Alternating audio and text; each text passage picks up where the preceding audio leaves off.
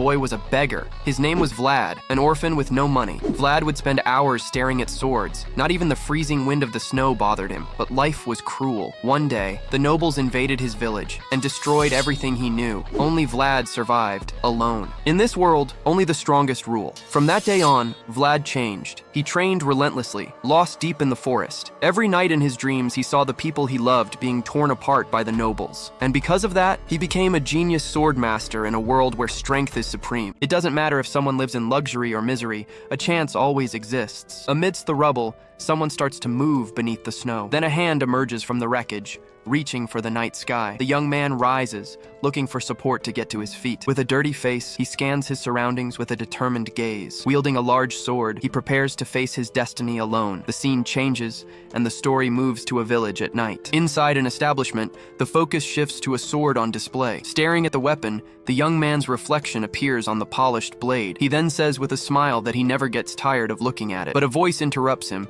saying she knew he'd gotten distracted. Calling his name, the girl asks why he's so spaced out. He asks her to give him a break, but she warns that people are talking. Curious, he asks what they're talking about as she looks away. She then asks if he still hears that voice when he looks at swords. She sighs and says he must have done something terrible in a past life. In a memory, he is seen being struck by a strange bolt of lightning from the sky. Worried, she tells him to stay home because of the new bishop. He replies that she's overreacting, but the girl gets very annoyed. Then she warns that many people saw the lightning, and it's not a good idea to attract attention. He retorts that no one will take him away just for looking at a sword. She suggests he just buy the weapon on credit to solve the problem. He tells her the sword is too expensive for him to afford. In disbelief, the girl says he must be kidding her. Complaining, she says that with that money she could live for a whole year. Angry, he yells at her for calling the sword a piece of scrap metal. At that moment, the blacksmith appears, telling the two brats to get out of his shop. The girl confronts him, asking who he expects to buy the sword there. Being called senile, the old blacksmith becomes completely furious with the girl. Unfazed, she asks why he would waste time making such a sword. Shouting, he says he's done talking and tells her to leave. Outraged, she asks if he just called her a loser, saying that's no way to talk to someone. Asking her to stop provoking him, he apologizes to the blacksmith. Pulling the girl away, he leads her out as the old man grumbles. Remembering the past, he recalls giving the two of them food in the cold. Still annoyed, he turns to go back inside his workshop. Just then, something on the ground catches his attention, making him stop. Seeing the footprints in the mud, he realizes the boy stood there for a long time. Looking at the tracks, he says the boy should be thinking about survival. He states that dreams in this place only lead to disappointment and bitterness. Holding the weapon, he says he'll only sell it to someone who can get out of here. Analyzing the blade, he comments that the boy resembles the sword. He then realizes that even in the filth, the boy still manages to shine. The scene changes, showing the city of Shawara, the beacon of the north. Beneath all the splendor, the slums are a repository for all the filth. Inside a bustling tavern, several patrons are laughing and drinking together. Suddenly, a man shouts from upstairs, accusing someone of cheating him. Dragging a woman across the floor, he claims to be an experienced mercenary. When the boy arrives, the man comments that it's never boring around here. He then calls him a candle keeper and tells him to fetch the madam. Calmly, he informs him that to see the madam, payment is in gold. Furious, the man yells, asking if he's crazy, and insults the boy's mother. Without a word, the boy just stares at him with a serious, cold look. Then the man complains that the candles are a scam because they burn out too quickly. Mockingly, he asks what kind of fun the man expected from a 5-minute candle. Utterly shocked, the man asks what the boy just said. Tired of the commotion, he says he'll show the customer the truth. Pointing to a clock, he proposes they test if the candle lasts for 5 minutes. With a smirk, he says if the candle fails, the man can take it out on the girl. Suspicious, the man asks why he should trust a bunch of crooks like them. Staring the man down, he warns that if the candle lasts, he's going to get a serious beating. Terrified, the man breaks into a cold sweat, unable to react to the direct threat. Intimidated by his gaze, he shrinks back with the girl on the floor. Confused, with a small match, he prepares to start the candle test. Kneeling, he lights the candle and says now they'll see who the real crook is. Visibly nervous, the man stares intently, waiting for the time to pass. At the top of the stairs, the boy watches the scene as the candle continues to burn. The tavern patrons watch the test in silence, waiting for the final result. He remains motionless, just watching the time pass slowly on the clock. At that exact moment, the candle's flame completely goes out. Noticing the extinguished candle,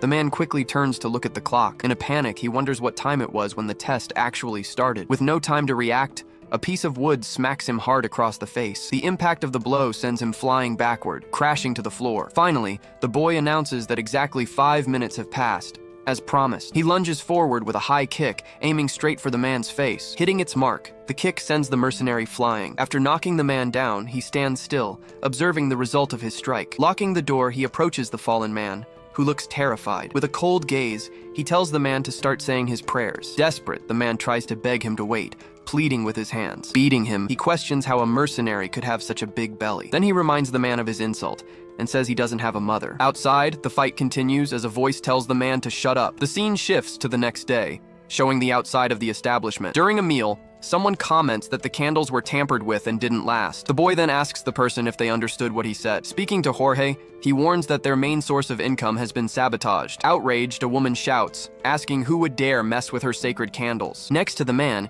he states that they'll have to find out who's responsible. The woman says it's his job to find them, but reveals she already knows who did it. He then urgently asks who was responsible for all the trouble. Then Madame Marcella confesses it was her, wanting to squeeze more money out of the drunks. Sitting at the counter, the two young men are silent after the unexpected revelation. Walking up the stairs, he grumbles that he beat that guy up for no reason. He continues on his way, saying there's nothing to be done if the madam confessed. Then a man arrives, saying he heard about the fight last night. Thanking him for handling it, he regrets that it all happened while he was away. The group surrounds the boy, saying they need his tip money. Unfazed, he asks what Burry thinks he's doing here. Burry tells him to calm down, saying there's no need to get all scary. Instead of taking the money, he suggests they make a deal. With a smile, he proposes giving him something in exchange for some of his change. He reveals he has a pickpocket, but says the kid is incompetent. Pulling over a bruised boy, he asks if he recognizes him from somewhere. Offering the boy for 40 silver pieces, he says it's a real bargain. Asking about his condition, he wants to know how his fingers and ankles are. Burry assures him they just taught him a lesson, but that he's still strong. Annoyed by the situation, he sighs and tells the man to just get lost. Tossing a bag of coins on the ground, he pays the requested amount. He then warns the boy not to call for him, but to just kill the guy next time. Offended, Burry says they aren't murderers, but Vlad calls them liars. Watching him leave, the group comments that they knew he would take the deal. Calling the boy by his name, Ned, he stares at him with a very serious look. The boy then apologizes, saying he tried to escape but couldn't. Checking his condition, he asks if the boy broke anything in the fight. With a bruised face, the boy replies that he didn't break anything important. Threatening the boy, he tells him to get out of his sight before he crushes him. Thanking him, the boy gets up and leaves as quickly as he can. Alone, he wonders when he'll finally save up 5 gold coins. The scene changes, moving to a bustling port during the day. While writing, a man comments that the boy was very lucky to escape. Named Harvin, he says that for stealing, the boy could have ended up in a bad way. In a flashback, Vlad recalls that the bishop wanted to make a terrible example of him. Harvin then mentions he heard about the candles, surprising Vlad with the gossip. Sitting down, Harvin says no one believes it, since Marcella would never do something like that. Agreeing, Vlad says Jorge already knew and doesn't pick fights for no reason. So Harvin deduces that Jorge must have had a good reason to act. Curious, Vlad asks what his reason could have been. Harvin replies that he definitely needed money, and urgently. Warning Vlad to be careful, he says there's only one reason for that. He explains that the reason is always a war with another family in the region. Then the 5 bosses who rule the slums are introduced, starting with Jorge. Next up are the pig butcher and the famous local gambler. Finishing the list, the scene shows Captain Hoover, the whaler of the docks. Lastly, there's Stingy, the feared one-armed Jack. Coming from the shadows, the darkest things arrive in silence. At that moment, a large group of men suddenly invades the bar. Then the group's leader, the one called Jack, asks where the boss is. Without any warning, accidents just happen when you least expect them. Similarly, destruction can come for anyone at any moment. Surprised, he comes face to face with Hook Hand, who stares back at him. With a serious expression, he analyzes the situation unfolding in the bar. Then, one of the henchmen shouts, asking if he didn't hear the boss's question. Without a word, he just stares at the man with a cold expression. Answering calmly, he says he doesn't know, as he only sells candles there. Outraged, the henchman asks how he dares to speak to the boss that way. Angrily, he slams his hand on the box, sending the candles flying. The candles scatter through the air as the two continue to stare each other down. Falling to the floor, the candles break and spread across the tavern. After that, a total silence falls over the bar with everyone watching. Anxious, the patrons and the red-haired girl just watch the commotion unfold. Kneeling to gather the candles, he laments that his business is over for the day. Furious, the henchman asks if he thinks this is some kind of joke. Saying, "Excuse me," he firmly grabs the man's leg, surprising everyone. Confused, the man looks down, not understanding what's happening. With a serious look, he tells the man to get his foot off the candle. Furious, the henchman can't believe the boy's audacity. Calling him a brat, he tries to land a kick as the boy braces himself. Dodging the blow, he manages to escape the henchman's surprise attack. Using a piece of wood, he prepares to counter the attack. Lunging forward, he strikes his opponent's leg squarely with the club. The man stumbles and loses his balance, feeling the force of the blow. To deliver the final blow, he raises the club above his head. Then he lands a heavy blow on the henchman's head, who collapses immediately. Shocked, everyone in the tavern watches the scene, unable to believe what happened. There is only one law that never changes inside those dangerous slums. Winners stand tall, while losers always end up on the ground. Seeing this, the other henchmen charge forward furiously, questioning the boy's audacity, but the boss's hook appears, ordering them all to stop. Obeying the order, the group of men halts their attack at once. Tapping the hook against his hand, the boss says he really likes that kid. Retorting, he says he doesn't discriminate against people with disabilities in any way. At this, the boss bursts out laughing, commenting that the boy is quite wild. Staring at him, he warns that they will meet again in the future. Jack asks about a boy he took, but Vlad says he's probably dead by now. Suddenly, Jorge arrives and asks what Hook Hand is doing there. Leading his men, he says he would have cooked if he'd known about his visit. With a smile, Jack asks since when they've been close enough for casual meals. Jorge invites him up, but Jack says he just wants something to drink. Assuring him good treatment, he says that Marcella will take very good care of him, so Jack accepts, saying that in that case he'll sample a bit of what they're offering. As the two bosses head up, Vlad stays on the ground, near his supplies. Relieved, he sighs and mutters to himself that it was a close call. Looking at the box, he complains that all his candles are broken, but a voice interrupts him, calling him boy, and making him turn around. Jack approaches and says that his boss speaks very highly of him. He then invites him to work for him, saying he's taken a liking to the boy. Vlad replies that he doesn't care, as his boss already takes good care of him. Offering payment, he tosses a coin to the boy for the broken candles. Seeing the gold coin in his hand,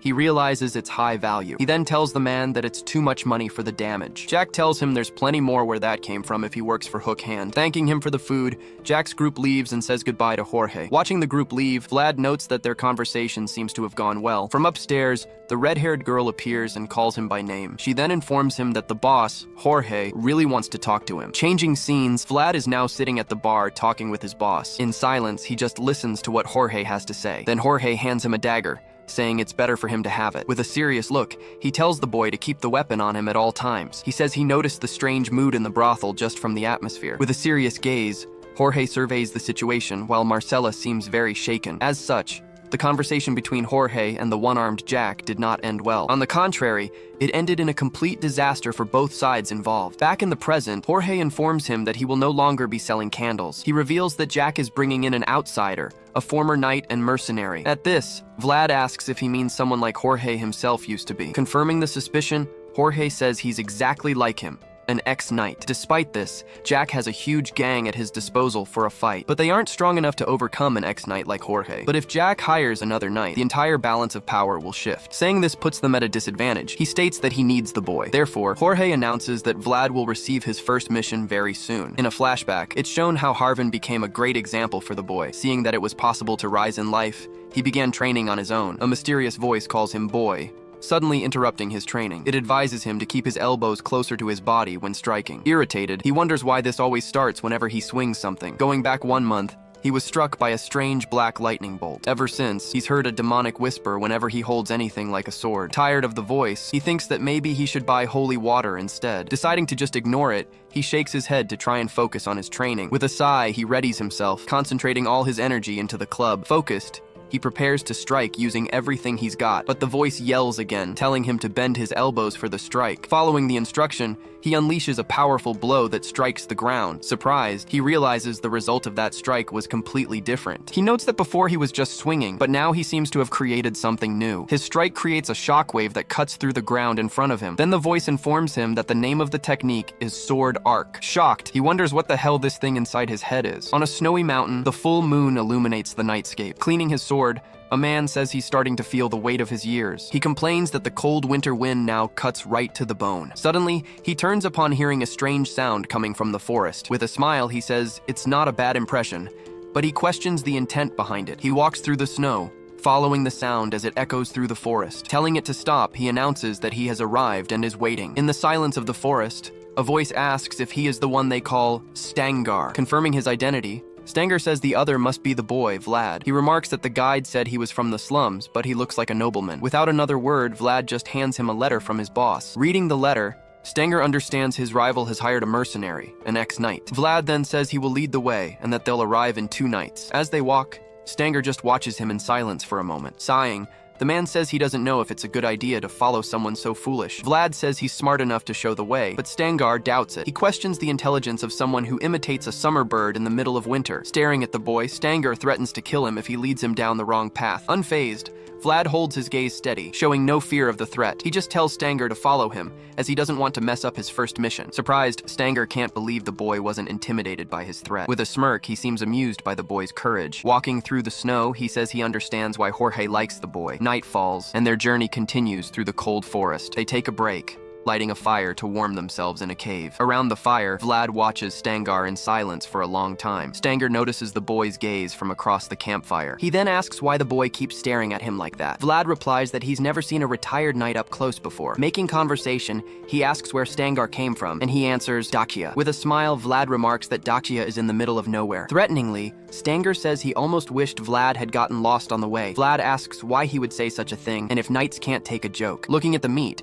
Stanger comments that it looks fresh and assumes it's for him. Vlad replies that he didn't bring any for him and asks if he has no food. Stanger says he does, but shows only a small, slightly spoiled fruit. As the meat cooks over the fire, a delicious smell fills the cave. His mouth watering, Stanger grumbles that the meat smells amazing. Clearing his throat, he asks if the boy has any questions for him. He proposes to answer one question for each piece of meat the boy gives him. Without a word, Vlad just starts eating the meat he cooked over the fire. He asks how many pieces he wants, but Stanger says he has his pride. With his arms crossed, he states that knights only accept trades for a fair price. Vlad asks if he isn't retired, but Stangar is cut off by another question. By asking his age, Vlad manages to annoy the knight, who tells him not to push his luck. With a gesture, Vlad asks if Stangar knows how to use an aura. Laughing, Stangar says the boy really doesn't know much about the world. He explains that not all knights can use auras, and using them in combat is another story entirely. Pressing, Vlad asks if he can use one or not, making the knight uncomfortable. Suddenly,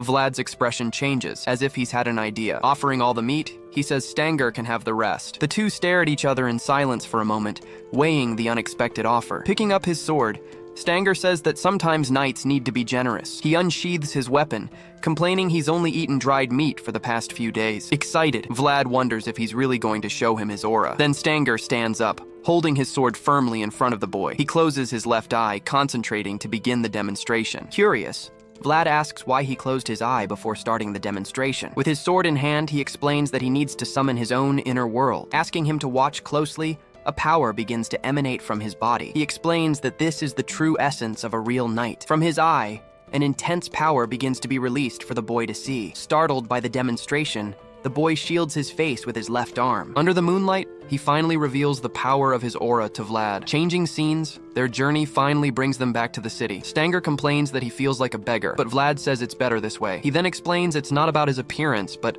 the humiliation for a knight. Saying they need to sneak in, Vlad tells them to keep moving silently. Through the dark streets, the two continue walking carefully to avoid being seen. Stanger remarks that he doesn't like the silence, but Vlad says it's just because it's late. Suddenly, they both stop in their tracks, sensing something is very wrong. He then asks the boy if this sort of thing is normal around here. With a serious look, the boy replies that this is not normal at all. Seeing the bodies on the ground, Stanger concludes that a huge fight just took place. Vlad suggests they split up and says he'll show him a back door. Saying he'll go through the front to create a distraction, he runs off and says goodbye. The back door is covered in marks, indicating the violence of the recent attack. Running through the streets, he finally arrives, breathless, at the meeting point. Entering the tavern, he finds the place completely trashed and destroyed from a fight. Marcella greets him and says that Cowhand attacked them while he was away. Worried, he asks his boss if he's okay after the fight. Jorge replies that it's been a while since he had to fight a real knight. Changing the subject, he asks if the boy brought the mercenary with him. Vlad confirms and explains that he showed him the back door as the front was being watched. With a determined look, Jorge announces they will attack Cowhand tomorrow. He then asks what the boy thought of Stangar, and if he's in one piece. The boy replies that he's fine and seems to be a decent man. He continues, saying that Stangar seems agile and that he needs to take better care of himself. Revealing what he saw, he warns that Stangar also uses a knight's aura. Utterly surprised, Jorge stares at him, unable to believe what he just heard. Hearing a noise on the stairs, he says the mercenary must be arriving. Then the footsteps continue up the stairs slowly, getting closer and closer. Jorge asks if he's sure the man used a real aura. Drawing his sword, he tells the boy to get behind him for protection. He then reveals grimly that the real Stanger does not have an aura. Confused, the boy asks what he means by that. At that moment, a blood-soaked man appears at the entrance, staring at them in silence. Ready for a fight, Jorge faces the man who arrived unexpectedly. With a smile, the man tells Jorge it's been a long time. Wiping his blood-stained sword, he says he's feeling the weight of his age. Then, a strange sound in the forest makes him turn around immediately. Near a fallen body, he remarks that the imitation wasn't bad. Looking at the dead man, he wonders if it was foolishness or intentional. Back at the tavern, The man now faces Jorge and the others. He says Jorge has changed a lot, and the chief asks what brought him there. Revealing the news, he announces that Count Gaithar has recently passed away. Pouring a drink, he explains the news hasn't been officially announced yet. Amid the tension, the two men continue to stare at each other in silence. Then, he raises the glass he just poured for himself. Making a toast, he dedicates the drink to the poor Count Gaithar. With that provocation, Jorge's fury erupts uncontrollably. Shouting a curse, he lunges at the knight with his sword. Holding the glass, Jorge's reflection appears as he prepares to strike. The impact of Jorge's attack shatters the tavern floor. Surprised, Jorge, Marcella, and Vlad just watch the knight standing there. The man's cape moves with the wind, revealing a glimpse of his armor. He then dedicates the toast to Sigmund, the new Count of Gaithar. Furious, Jorge screams the knight's name, Godin, as he charges at him. The two clash in a violent sword fight in the middle of the tavern. With their blades locked, the two warriors exchange looks of pure hatred. Godin reveals that the new lord's first order was for Jorge to return. Angrily, Jorge yells that Sigmund is not his master and attacks him. Godin says the count knows he wouldn't return willingly. He then adds that in fact, he doesn't even want him to come back. The fight between them continues, completely destroying the bar around them. Jorge manages to push Godin back with a blow, creating distance between them. Without wasting a moment, Godin lunges forward with a quick, precise attack against Jorge. The two trade sword blows, their feet moving swiftly across the floor. With a powerful kick, Jorge manages to knock Godin down with a clean hit. Seeing the fight, Vlad pulls Marcella to a safer spot in the tavern. Jorge continues to fight, providing cover for them to escape. As they flee, the battle intensifies on the upper floor of the establishment. From downstairs, Burry asks what's happening because of the noise. Vlad yells for Burry to gather everyone and come up immediately to help Jorge. In a powerful attack, Godin manages to disarm Jorge, leaving him vulnerable. Without his weapon, he's exposed to the enemy knight's next attack. Godin seizes the opening and strikes Jorge with his sword, sending him flying. After the blow, Godin turns and tosses a stone aside. Looking at his fallen rival, he calls him a fool, just as he's always been. A powerful strike hits the floor, forcing Burry's men to retreat. Arriving on the scene, they find their chief lying amidst the rubble. Defeated on the ground, Jorge coughs with difficulty, feeling the pain from his wounds. Standing tall, Godin just watches the men who have come to help his rival. With a cold gaze, he faces the newcomers without a trace of fear. Suddenly, a dagger is thrown toward the enemy knight. Using his sword, Godin manages to block the incoming dagger. Taking advantage of the distraction, Vlad rushes from behind to attempt a surprise attack. The two exchange a quick glance, sizing each other up. With a backward leap, Godin moves away to avoid the boy's attack. Seeing the danger, he yells for Jorge to be very careful with the enemy. Still on the floor, Jorge groans in pain, trying to get up for the fight. Godin attacks, but Jorge manages to block the blow with his arms, defending himself. Even while defending, the force of the impact drags him backward across the tavern floor. Turning to his rival, Godin prepares to end the fight for good. He then says that Jorge should have followed the order given that day. Jorge replies that he is a human being and doesn't follow repulsive orders like that one, but Godin corrects him, saying he's not a human, but a knight. Filled with rage, Jorge grinds his teeth, refusing to accept what he just heard. Managing to get up, he's surrounded by his men who arrive to help him. With a bruised face, Godin stares at the men who have joined the fight. He says it has been a long night and that he needs some rest. Closing his eyes for a moment, he turns and starts to run. Seeing him flee, Vlad starts chasing after him to prevent his escape. Worried, the boy tries to catch the knight before he gets away, but Godin stops and raises his sword, unleashing his powerful knight's aura. In desperation, the boy yells at him not to do it, trying to stop him. His aura expands, enveloping everyone in the tavern at that moment. With a scream, Vlad tries to stop the impending attack. All the men in the bar are engulfed by the rapidly spreading energy. The power of Godin's aura completely surrounds Jorge, who glares back at him. Then he unleashes a powerful attack that slices through the air in multiple directions. Surprised, Vlad shields his face with his arm, trying to defend against the light. The attack hits the tavern with devastating force, destroying everything around it. After the explosion, the place is left in ruins, covered in smoke and debris. Lying on the ground, Vlad tries to get up amidst the tavern's wreckage. With a dirty face, he looks around, trying to understand what happened. As he looks forward, he sees all his comrades have fallen. With a look of rage and despair, he can't believe the scene before him. Through the smoke, he spots the silhouette of someone still standing. At their feet, Jorge lies gravely wounded from the knight's attack. Terrified, he screams his chief's name, running toward him to help. A pool of blood forms on the floor, indicating the severity of the wounds. With a dark expression, Vlad stares at the scene, hatred growing in his eyes. In a flashback, he remembers how Jorge was the strongest person he had ever known, but that night, he saw his hero brutally defeated. The reflection in his eye shows the image of his world being completely destroyed. On the ground, He finds his chief's sword and grips it tightly. With a cry of fury, he rises, ready to avenge his comrades. Ignoring the voice in his head, he charges forward, sword in hand. Swinging the sword, he strikes the knight with a powerful blow. Surprised, Godin recognizes the sword arc technique the boy used. Gritting his teeth, Vlad glares at him, wondering how he learned that. With a serious look, Godin says the boy is truly impressive. Screaming for him to die, Vlad rushes forward with his sword for the final attack.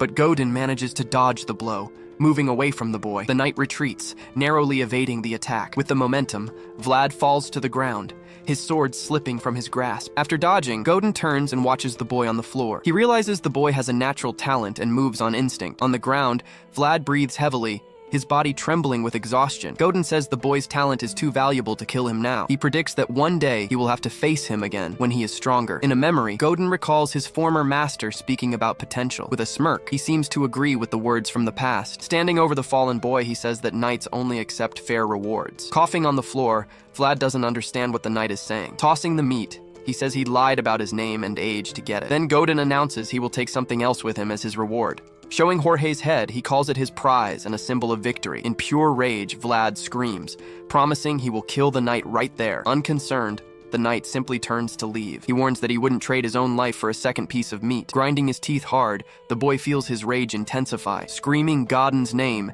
he swears he'll kill him no matter the cost. Disappearing down the hall, he continues on his way without a single look back. Filled with fury, Vlad screams that the knight will pay for everything he's done. Sometime later, the red-haired girl helps Vlad as he limps through the city streets. Injured, he struggles to walk, supported by his companion. Suddenly, a sharp pain hits his abdomen, where he was wounded in the fight. Unable to walk any further, he collapses to his knees in agony. Fallen, he gasps for breath, feeling the effects of his severe injuries. Back at the tavern, Marcella glares at him and orders him to get up immediately. With a serious look, she asks if he'd rather die right there on the floor. Sitting amidst the wreckage, he just stares at her without saying a word. Seeing his condition, Marcella furrows her brow, annoyed by the situation. She then slaps him across the face to snap him out of his daze. With a stern gaze, she tells the boy to get out of his state of shock. Kneeling, she asks if he knows the difference between them and everyone else. She then reveals that the biggest difference between the two sides is opportunity. According to her, the others have the luxury of failing and trying again. But for them, the result of a single failure is total destruction. She says one slip-up means death, and that's the life they live. Holding his face,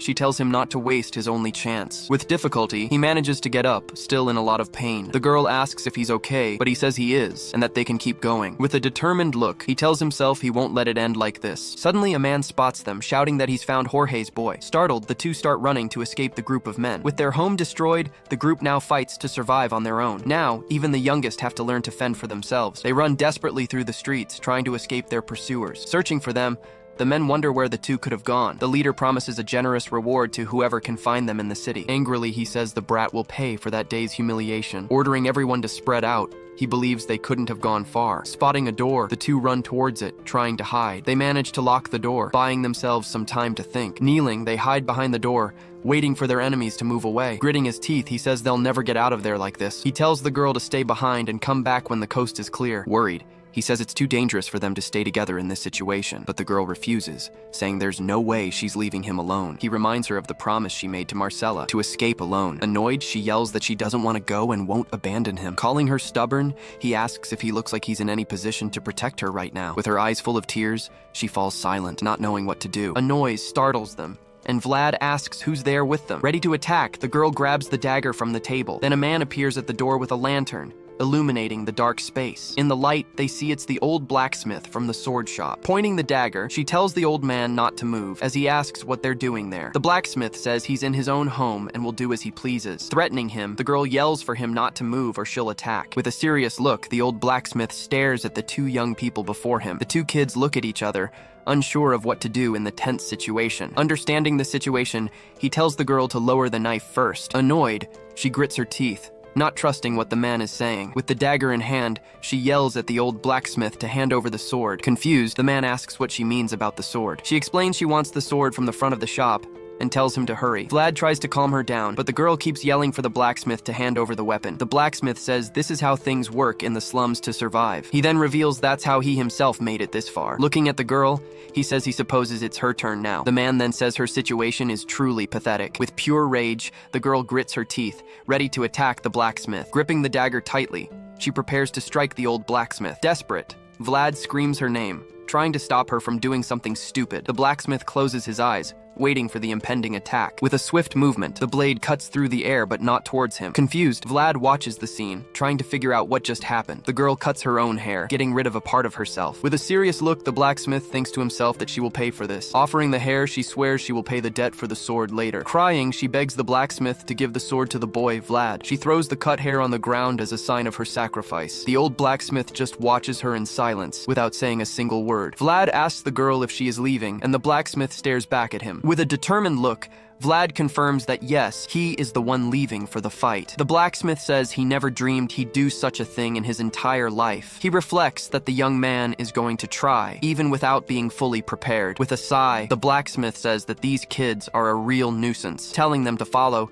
he guides them out of his dark workshop. Hidden in a cart, they begin to move through the snowy city streets. Carefully, they move through the deserted streets, covered in snow and debris. Vlad complains about the smell, but the blacksmith tells him to shut up and keep pushing. Suddenly, a voice calls out to the old man, making him stop the cart. A group of men appears, asking what he's doing out so late. The blacksmith realizes the men are persistent and have blocked even this exit. One of the men asks why he's taking out the trash at this hour. Annoyed, the blacksmith yells that he couldn't get out with all the commotion in the streets. The man tells him to relax, saying not to get stressed over something so small. Suspicious, he asks who's helping, since he thought the blacksmith worked alone. Shouting, he explains that he hired someone to help in exchange for bread. The leader says he'll let him pass, but he wants to see who's helping. Just then, a sword appears, ready to strike and reveal the helper's identity. Pointing the sword, the man warns them not to move or they might lose a limb. With a quick slash, the sword tears the hood that covered the person's face. Then he prepares to finally see who was hidden under the cloak. Seeing the situation, the blacksmith asks why they're giving him such a hard time. Revealed to be the girl, she says with a dirty face that she just wanted some food. After a moment, he decides to lower his sword and says she can go. Annoyed,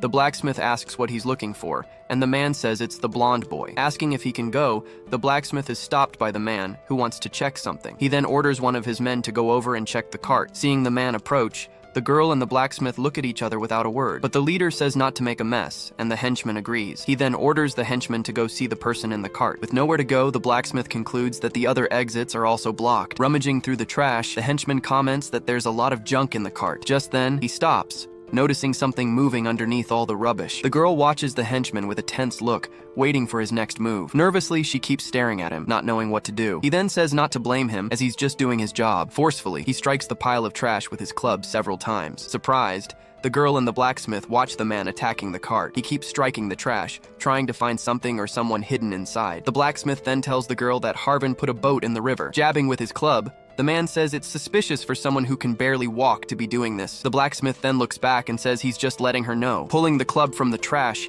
he announces they're free to go. Watching the man leave, the blacksmith sees him walk away down the dark street. He then says that was payment for his younger brother's debt. Hidden, Vlad realizes what happened and smiles, thanking his friend from afar. With Othar's help, they manage to get past the guards at the exit unnoticed. Finally, they reach one of the city gates, ready to escape. Arriving at the exit, the blacksmith informs them that this is the city's garbage dump. Crying, the girl tells Vlad to take care of himself and be safe on his journey. Without hesitation, he jumps into the water to begin his escape journey alone. Climbing out of the water, he firmly grips the sword he just acquired. Meanwhile, the blacksmith just watches the scene with a very serious expression. Alone, the girl cries as she watches the spot where he managed to escape. Leaving that place, he finds a spot to start training with the sword. The scene changes, and the story moves to a snowy mountain at night. Alone in the night, he now holds the sword he had always dreamed of. With a fixed gaze, he prepares to uncover the weapon's secrets. Sitting by the fire, he asks the sword if it can hear him. Just then, a voice confirms it can, but when he asks who it is, the voice says it doesn't know. He questions how the voice can teach him to fight without even knowing who it is. Then he says that's fine and proposes a mutual arrangement. He offers to help the voice recover its memories in exchange for sword lessons. He then says he doesn't care if the voice belongs to a demon. On his knees, he reveals that only one thing truly scares him. With a furious look, he shouts that his fear is being a nobody. At that, the voice agrees, saying it will teach him everything it knows. Finally, the voice says it will teach him everything about sword fighting. The scene shifts to a military camp in the snow-covered mountains. A flag flutters in the wind, revealing the crest of a noble family. Over a map, a hand moves pieces, planning the battle strategy. Named Joseph, he tells himself that everything has been too easy lately. With a thoughtful look, he repeats that it's all been far too easy for him. Then, one of his men arrives, announcing his return to Master Joseph. Joseph calls him by name, Zayar, recognizing him as soon as he enters. Zayar notices his concern and asks what's on his mind. Joseph replies that the problem is that everything is too easy right now. He explains that they're advancing, but some soldiers have disappeared for no reason. Worried, he says everyone will start to doubt his leadership. He fears his father and other family members will question him too. Most of all, he worries about what his older half-brother Rutger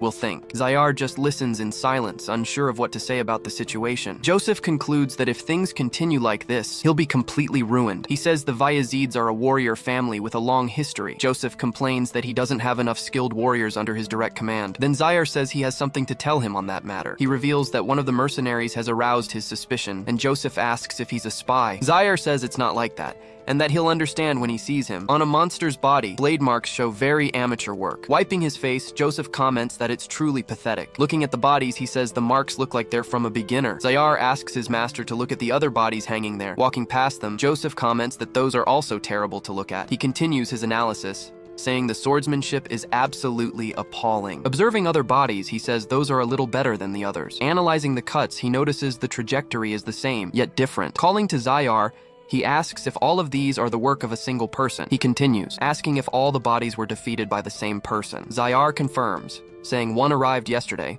leaving Joseph impressed with the improvement. He then adds that the first bodies he saw are from a month ago. Shocked, Joseph says it's impossible for someone to improve so much in just 1 month. With a serious look, he turns and asks who this person is. In a flashback, the scene shifts to a snowy forest during a battle. Blood splatters everywhere, showing the violence of the combat against the monsters. The monsters are cut down and mercilessly attacked by the soldiers in the forest. With a war cry, the men charge toward the monster army. Leading the attack, a soldier orders his men to relentlessly surround the enemies. With his spear, he says the end of the battle is near. Excited, he yells for everyone to slaughter the remaining monsters, but one of his men stares at him, looking frightened of something behind him. Behind the leader, a huge monster emerges and prepares to attack. With a powerful blow, the monster strikes the ground with its heavy weapon. The impact of the blow throws the soldiers away, surprising everyone. The monster prepares to attack the soldier fallen on the forest floor. Frightened, the other soldiers retreat, not knowing how to face the creature. With a furious roar, the monster turns to the rest of the soldiers.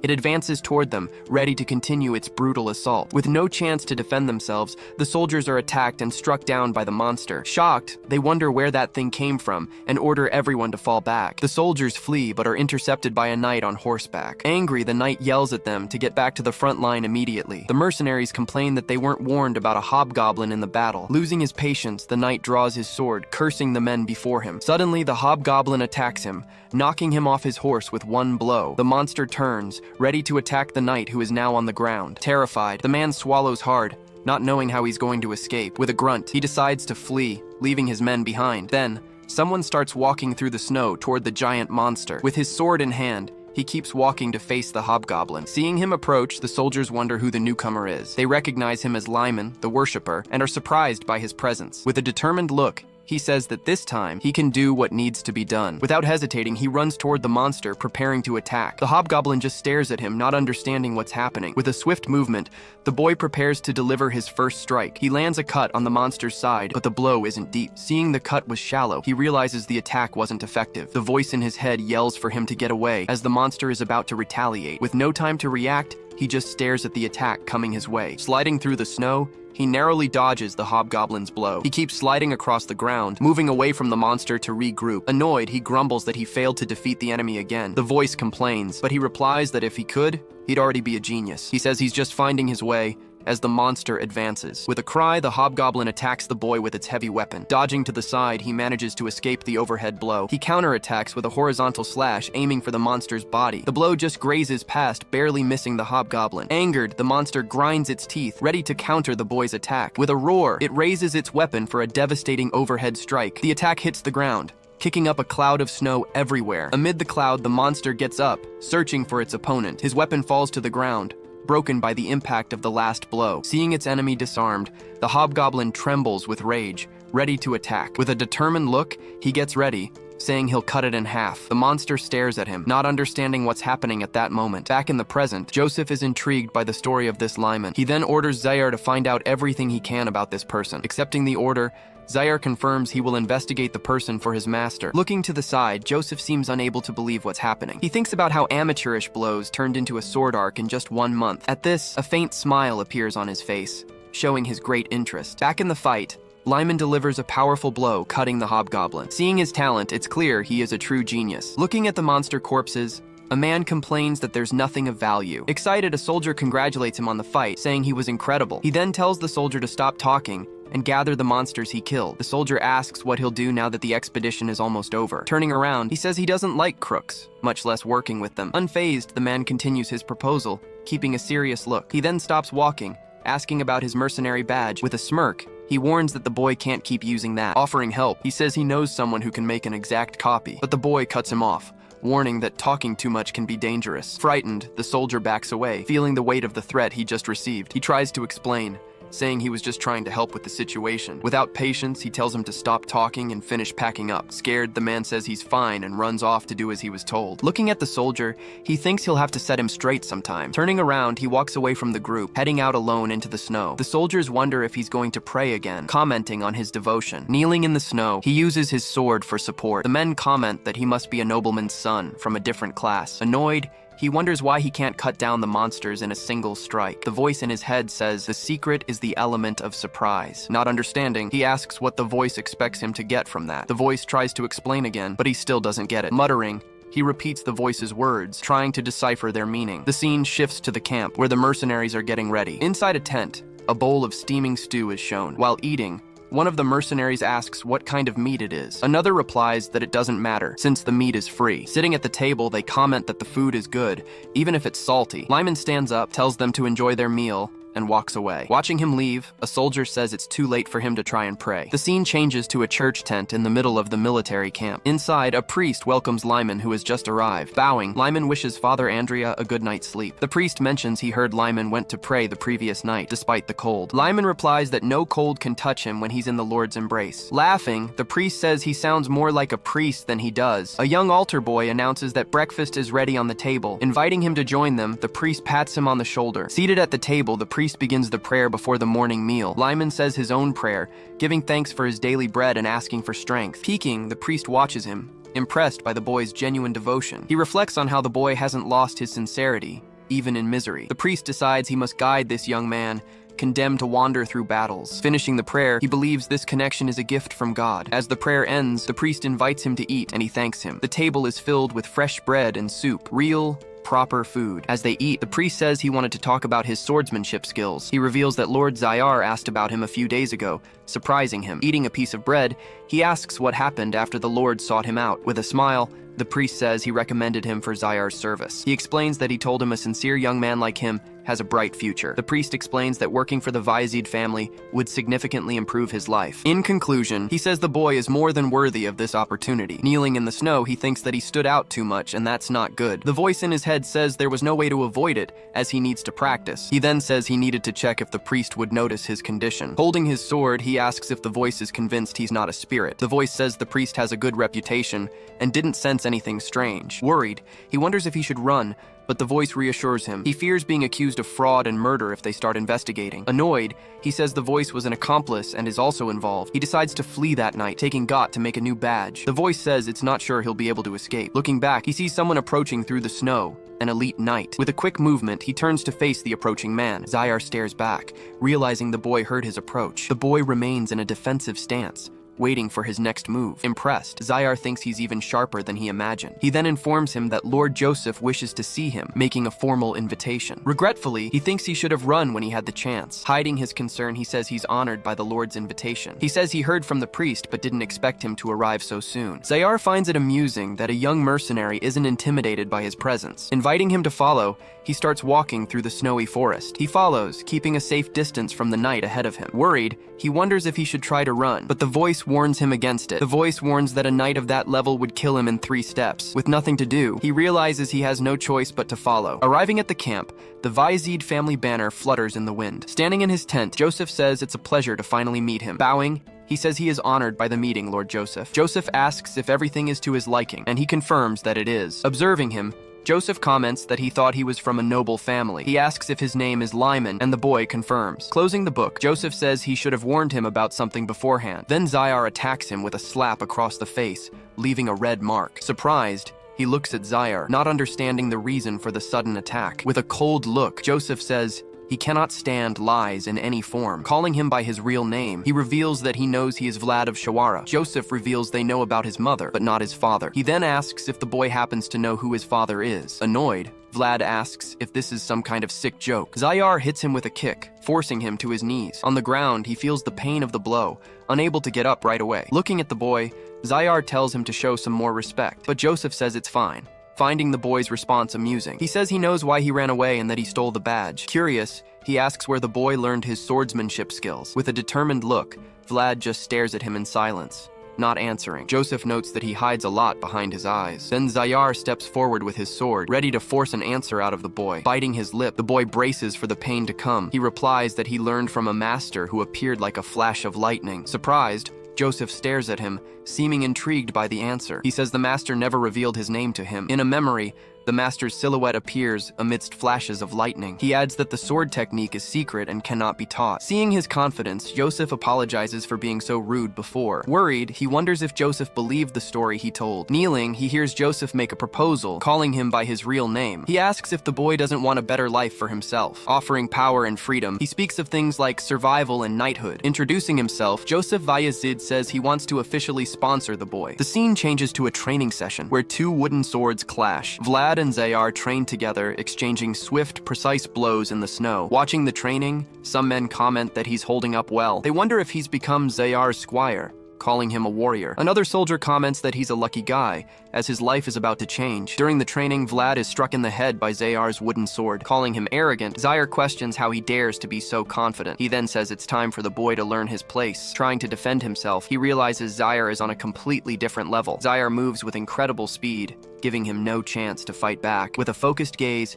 he prepares to block the next blow. Blocking the attack with his sword, he manages to defend himself for a moment. The wooden swords cross, showing the difference in strength between them. With a quick move, he manages to deflect Zayar's sword to the side. Using the opening, he prepares to counterattack with his own sword. He manages to land a solid blow on Zayar's shoulder with the sword. Surprised, the other soldiers comment that he managed to parry the blow. Zayar says that's more like it, seeming pleased with the result. Panting, he thinks he didn't deserve the hit he managed to land. He realizes Zayar let him parry the attack on purpose during training. Zayar then informs him they will continue to train like this twice a day. Ending the session, Zayar tells him not to stay out in the cold for too long. He watches him walk away, his body aching from the intense training. He grumbles, wondering why he didn't get any advice on the fight. The voice in his head says that getting beaten is the best way to learn. Annoyed, he wonders why no one is ever on his side. Elsewhere, Yosef asks Zayar for his impression of the boy. Zayar replies that he has potential, and the Count would be interested in him. With a smile, Joseph says he knew he was right about the boy, but Zayar warns that the problem is his arrogance,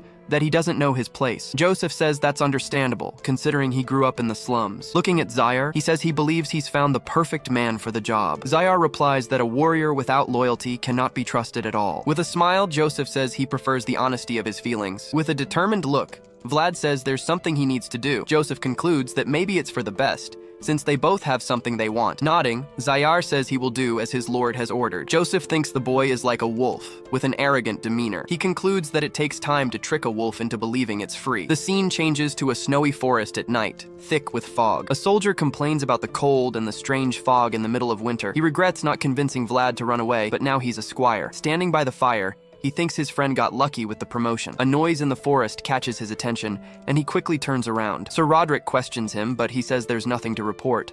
The soldier assures him he can be counted on, and Roderick seems satisfied. Watching the knight walk away, he sees him disappear into the darkness of the forest. He grumbles that the night is so stiff a needle couldn't pierce him. Leaning against a tree, he decides he can finally take a nap. Tired, he ends up falling asleep on his feet, leaning on his long spear. Suddenly, he wakes up startled, realizing someone is still there. Confused, he wonders who the knight is talking to in the forest. He then hears the knight talking about not being someone's son. Not understanding, he wonders what the man was talking about. With a bad feeling, he swallows hard, sensing that something is wrong. He starts running towards the location, following the footprints in the snow. Looking around, he realizes that something very strange is happening there. He sees the knight going in the wrong direction, moving away from the camp. Confused, he tries to understand what's happening and where the knight is going. Suddenly, a dark energy begins to envelop the knight in front of him. Terrified, he freezes, unable to move or react to the scene. A shadowy creature emerges, engulfing the knight's body with its power. With his whole body aching, he wonders if it would kill Zayar to be a little gentler. The voice says it's a unique opportunity, since Zayar is a renowned knight. He replies that he's sure Zayar just wants to beat him up again. With the sword on his shoulder, He says that makes him a little sad. Suddenly, he hears someone calling him Captain, whispering from the forest. From behind a tree, Got appears and says they need to talk urgently. Surprised, he asks when Got got back, as he didn't think they had arrived yet. Glancing around, Got reveals he's going to flee the camp that night. He explains he only came to warn him out of goodwill, asking not to be forgotten. Confused, he asks what his friend is so scared about. Got reveals that the forest they're clearing is cursed. Vlad is stunned, trying to process the information he just received. Got mentions the soldiers who deserted, saying the pay is too good. He then explains that they aren't deserters, they vanished in the forest. Shocked, Vlad's eyes widen, finally understanding the gravity of the situation. Scared, Got says he saw ghosts taking people into the forest. Vlad just stares at him in silence, not believing the story he's telling. Losing patience, he tells him to stop this nonsense, but Got insists. Got reveals that even a knight disappeared last night, shocking Vlad. Asking if he means Sir Roderick, Vlad gets a confirmation. He says he asked around and discovered something in common among the missing. All the soldiers who have vanished so far had black hair without exception. Seeing the dark energy, Got shivers, sensing the imminent danger. Regretful, he thinks he should have run when he had the chance to escape. Seeing Zayar and Vlad, he approaches, grumbling and looking scared. Zayar asks if he can be trusted, and Vlad says he doesn't lie. With a thoughtful look, Zayar tries to understand the whole situation. He thinks that Lord Joseph would consider this a great opportunity. Zayar reflects that all the missing soldiers had black hair. He says that with 3 knights in the camp, everything should be fine. Zayar says someone stronger than Roderick needs to lead the troops now. A soldier approaches, announcing that the camp is just ahead. Introducing himself, he says his name is Ern, Sir Roderick's squire. Zayar asks if they've found any trace of him, and the squire says no. He explains that the best hunters couldn't find even a single footprint. Thoughtfully, Zayar decides he'll have to take a look for himself. He orders the men to split into groups of 3 and search the area. The sun begins to set, painting the sky in shades of red and orange. Annoyed, Got complains that Vlad took advantage of his goodwill. He tells him to stop complaining, saying he'll make it up to him later. Zayar asks if they found anything, but the answer is no. Vlad asks how they search for missing people in the city slums. He explains that it's simple. They just beat someone until they talk. Zayar grumbles that his method is absolutely useless in this situation. Looking at the sky, he realizes it'll be dark soon and they'll have to head back. Zayar mutters something, seeming to have noticed something in the landscape. Looking at the frozen river, he asks if they searched on the other side. The soldier replies that they didn't, as the expedition wasn't heading in that direction. Zayar thinks that if they aren't here, they must be somewhere else. He then orders the mercenaries to be gathered, as they are going to cross the river. The soldier whistles, calling the other men to join them. Testing the ice, Zayar realizes it isn't completely solid under his feet. He decides they should spread out and cross together carefully. Got gathers with the others, looking worried about the crossing. Explaining the plan, Zayar says they will expand the search to the other side. The soldiers begin to cross the frozen river, following Zayar's orders. Vlad asks what's wrong, and Got seems uneasy with the situation. He says he has a bad feeling about crossing the frozen river. Vlad retorts that he's just scared, but Got defends himself. He explains that people like him need survival instincts to live. He adds that his instincts are warning him not to cross the river. Vlad says he doesn't know about instincts, but he's sure of one thing. With a cold stare, he warns that if he runs now, he will die a painful death. He explains that if it were him, he would hunt down and torture the only witness. Telling him to shut up, he says the only way to survive is to cross. Tiptoeing along, Got mutters that this is a terrible idea. Suddenly, the ice beneath his feet starts to crack, frightening him even more. He warns that the ice might break, but Vlad threatens to throw him in the water. Desperate, he throws himself onto the ice, saying he can't cross the river. Pulling him by his clothes, Vlad tells him to get up as they are falling behind. With a cry of terror, Got struggles, unable to move from the spot. Annoyed, Vlad threatens him, saying he'll regret it if he keeps this up. Suddenly, he stops and looks ahead, noticing something strange on the ice. Got screams in panic as he sees frozen bodies emerging from under the ice. On the other side, Zayar and his group watch the scene, not understanding what's happening. Screaming in panic, he warns that there are bodies under the river ice. As the ice shatters, several soldiers are thrown into the freezing water. Then the ice cracks everywhere, and they try to run across. Suddenly, a hand bursts through, shattering the frozen surface. Then the bodies begin to emerge from the water, surrounding the men on the ice. Now completely surrounded, the soldiers find themselves trapped in the middle of the river. In despair, a soldier asks Sir Zayar what they should do. Realizing the situation, Zayar understands it was all a careful trap. With a serious look, he prepares to face the horde of creatures. Coming from the night, those creatures do not belong to the realm of the living. In a remote camp, torches light up the tents in the snow. Inside a chapel, a prayer is offered, giving thanks for the day's protection. Kneeling, the boy and the priest ask to always be guided by the light. Both continue to pray in silence before the small chapel's altar. Noticing the priest's hand trembling, The boy calls him by his name, Father Andrea. Suddenly, the liquid inside the chalice begins to stir on its own. Seeing this, the priest prays to God as his hands are enveloped by something. Back at the camp, night falls over the snowy mountains. Then, a strange fog quickly begins to cover the entire area. Floating in the air, bare feet appear as a voice calls for her son. Then, a woman appears in the camp, asking where her child is. At that moment, one of the creatures lunges toward one of the men. Seeing the attack, the man screams for the captain while trying to protect himself. Before he can be caught, the creature's head is split in two. With his sword, a warrior defends his comrade, finishing the monster with a single blow. With a grunt of frustration, he faces the oncoming threat. Several creatures run towards him, ready to attack without mercy. He then prepares his strike, moving the sword with great speed. In one swift motion, he cuts down several enemies at once. But just behind him, one of his comrades is caught by another creature. He yells for his comrade to get up, but the man says he can't. Seeing the hesitation, he turns forward with a tense expression. Advancing becomes impossible with so many enemies blocking his path. Meanwhile, Zayar fights alone against another horde of creatures. Focused on the fight, he continues to carve a path through the monsters. Throughout the camp, his other men are being attacked by the creatures. He then realizes that the number of enemies seems endless. He says that every trap has a purpose, and he knows who this one is for. So he readies himself, concentrating for his next attack. Saying there's no time to hesitate, he charges at the enemies. Surrounded by creatures, he readies his sword to fight them all. With a focused gaze, he prepares to unleash a powerful attack. Charging forward, one of the creatures is hit squarely by his strike. Even so, more monsters scream and charge toward the warrior. Unleashing an area of effect attack, he sends the monsters flying. Shouting for everyone to gather, a man says the knight will protect them. As a creature tries to get closer, its hand begins to disintegrate. Zayar then shouts Vlad's name, saying it's time to fulfill their agreement. Elsewhere, the captain continues to fight, piercing one of the creatures. He yells to Sir Zayar, asking what he should do now. Zayar tells him to return to base, hold firm, and defend Lord Joseph. Understanding the order, the captain confirms he will obey his superior. He calls for Gott and starts to run, but the man asks him to wait. After they leave, Zayar prays for them to reach their destination safely. Suddenly, a giant foot stomps on the ground, cornering the lone warrior. Turning around, sword in hand, he faces the new threat that has emerged. He then glances to the side, noticing a familiar presence. Realizing the situation, he says it seems he arrived too late. Before him, Roderick now leads an entire horde of creatures. Changing scenes, the Lord's tent seems calm amidst the chaos. Sitting at his desk, Lord Joseph is calmly reading a book. Suddenly, he hears screams outside and wonders what it is. He wonders aloud if the camp is under attack by enemies. At that moment, a guard runs into the tent,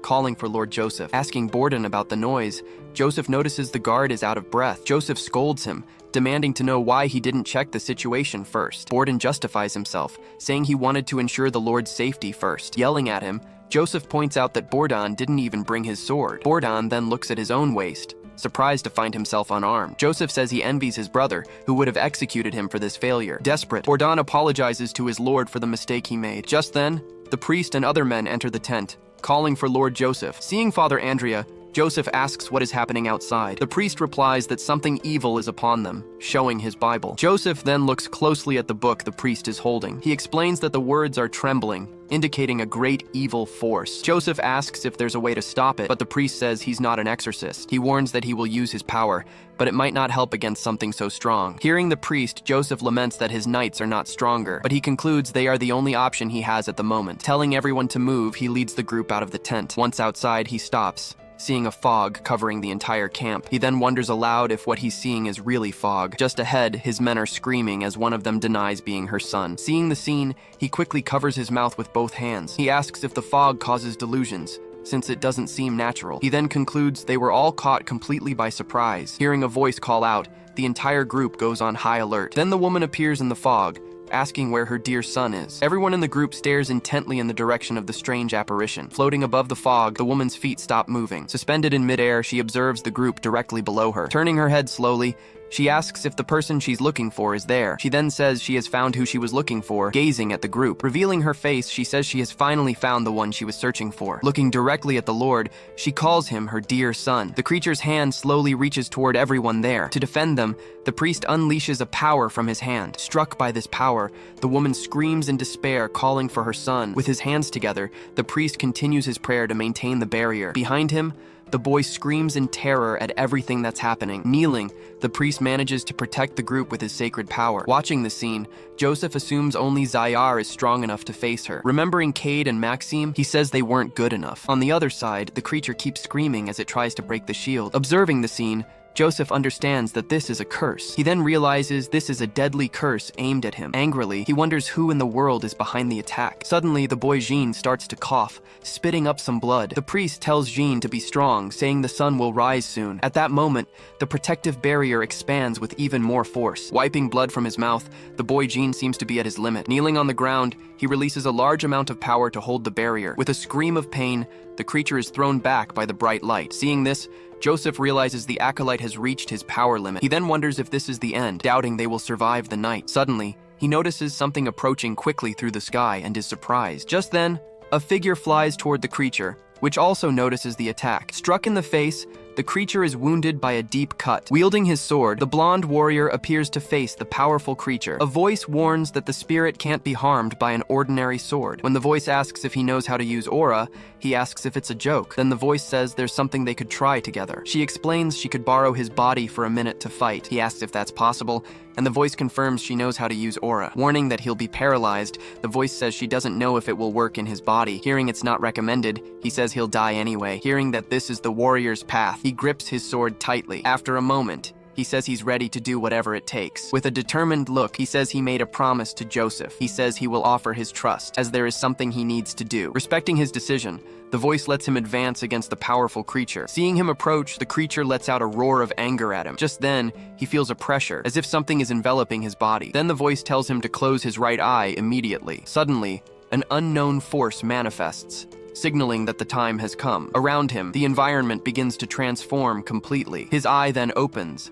now different from how it was before. His sword also changes, beginning to vibrate intensely in his hand. Before him, the creature stares, seemingly surprised by the transformation. Holding the unstable sword, he prepares for the final attack against it. Charging with all his might, he unleashes a massive blow against the creature. Hit head-on, the creature takes the direct impact of the attack. Watching the strike, everyone in the group looks on, astonished at what happened. After the attack, the energy in his eye slowly begins to fade. With no strength left, he finally falls to his knees. He then cries out in pain, feeling the side effect of the power in his body. Seeing his friend on the ground, Joseph desperately shouts Vlad's name. Vlad writhes on the ground, shaking uncontrollably. Joseph realizes that was an aura, but Vlad is paying the price. Calling for her son, the creature begins to slowly regenerate. It then drags itself toward Vlad, who is still on the ground. Joseph shouts for them to keep singing the hymns and runs to help his friend. Helping Vlad up, he tells the warrior to hold on to him. Furious, the creature extends its hand toward the two of them. Then it lunges forward and manages to grab Lord Joseph's arm. Caught, Joseph cries out in pain as the creature holds him tightly. He gets angry at his weak body, unable to escape the grip. Just then, Bourdain grabs him by the clothes,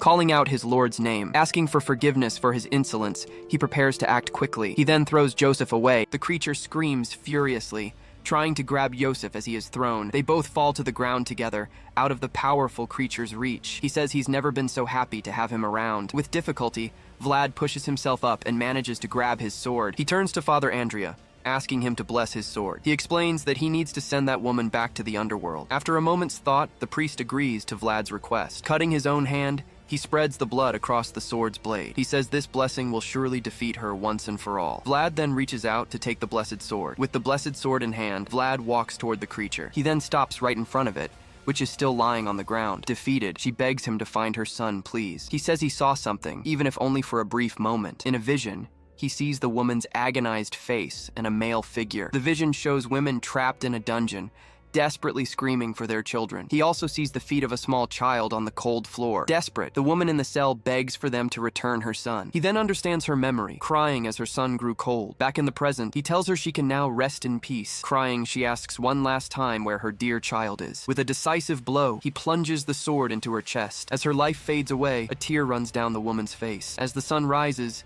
he kneels in the snow, exhausted after the battle. In the sky, a strange, dark smoke slowly begins to dissipate. In a distant place, a hooded man performs a ritual in front of a box. With a smile on his face, he watches the dark substance he is manipulating. Between his hands, the smoke continues to move inside a small box. Suddenly, the smoke in his hands begins to vanish completely. Far away, a man realizes his connection to his master has been severed. He wonders who attacked them, as he thought there was only one knight. Just then, Zayar appears, and accuses him of being the one controlling the puppets. The next day, Joseph approaches Zayar and asks if that's the man. Bringing the enemy's head, Zayar confirms he was the one manipulating the dead. Joseph then says that the box must be the source of the woman's curse. Zayar comments that the wooden box became the child's coffin. Ordering the box to be delivered to the priest, Joseph says they will investigate on their way back. He laments that the expedition was a failure, but the return journey will be lighter. He then asks Zayar if he sees any potential in the new recruit. With a smile, Joseph says he might have found a warrior to fight for him. Zayar states that the boy will shine brighter than any other swordsman. Waking up confused,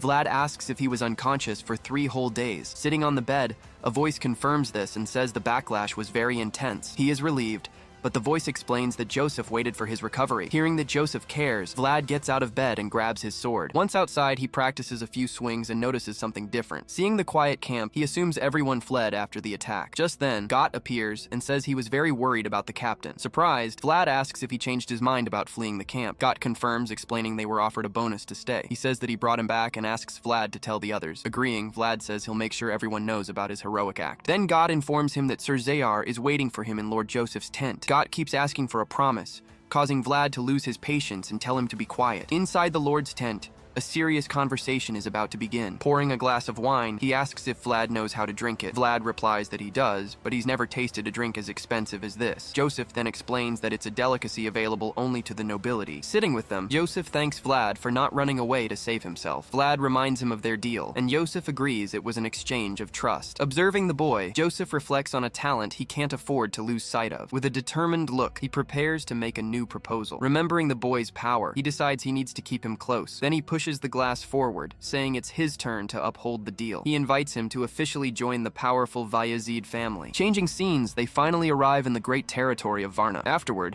Zayar reports that he has dismissed the mercenaries, and Joseph says they will stay for a day. As they walk, Zayar glances over at Vlad and the other blonde recruit. He asks if it's his first time outside of Shawara, and he confirms it is. Calling the recruit a country bumpkin, Zayar laughs at his reaction. Then Zayar says he can take the day off to explore the city. He tells Vlad not to get lost, setting a meeting at the city hall at dusk. Watching them walk away, Vlad is left with an expression of total displeasure. A voice says that Zayar took a liking to him, but he replies that this kind of affection would kill him. Determined, he says he's going to use his money to eat something delicious. Just as he was about to leave, a hand suddenly grabs his arm. Turning around, he sees Jean and asks what the boy wants with him. The boy says that Father Andrea would like to see him if he's not busy. Surprised by the invitation, he repeats Father Andrea's name out loud. Leading him there, Jean stops with him in front of a huge cathedral. He comments that the place is enormous, bigger than the church in Shawara. Jean then explains that Varna is the religious center of the entire territory. Asking him to wait inside, Jean says he'll go get the priest. Alone, Vlad walks into the large, silent hall of the church. Looking up,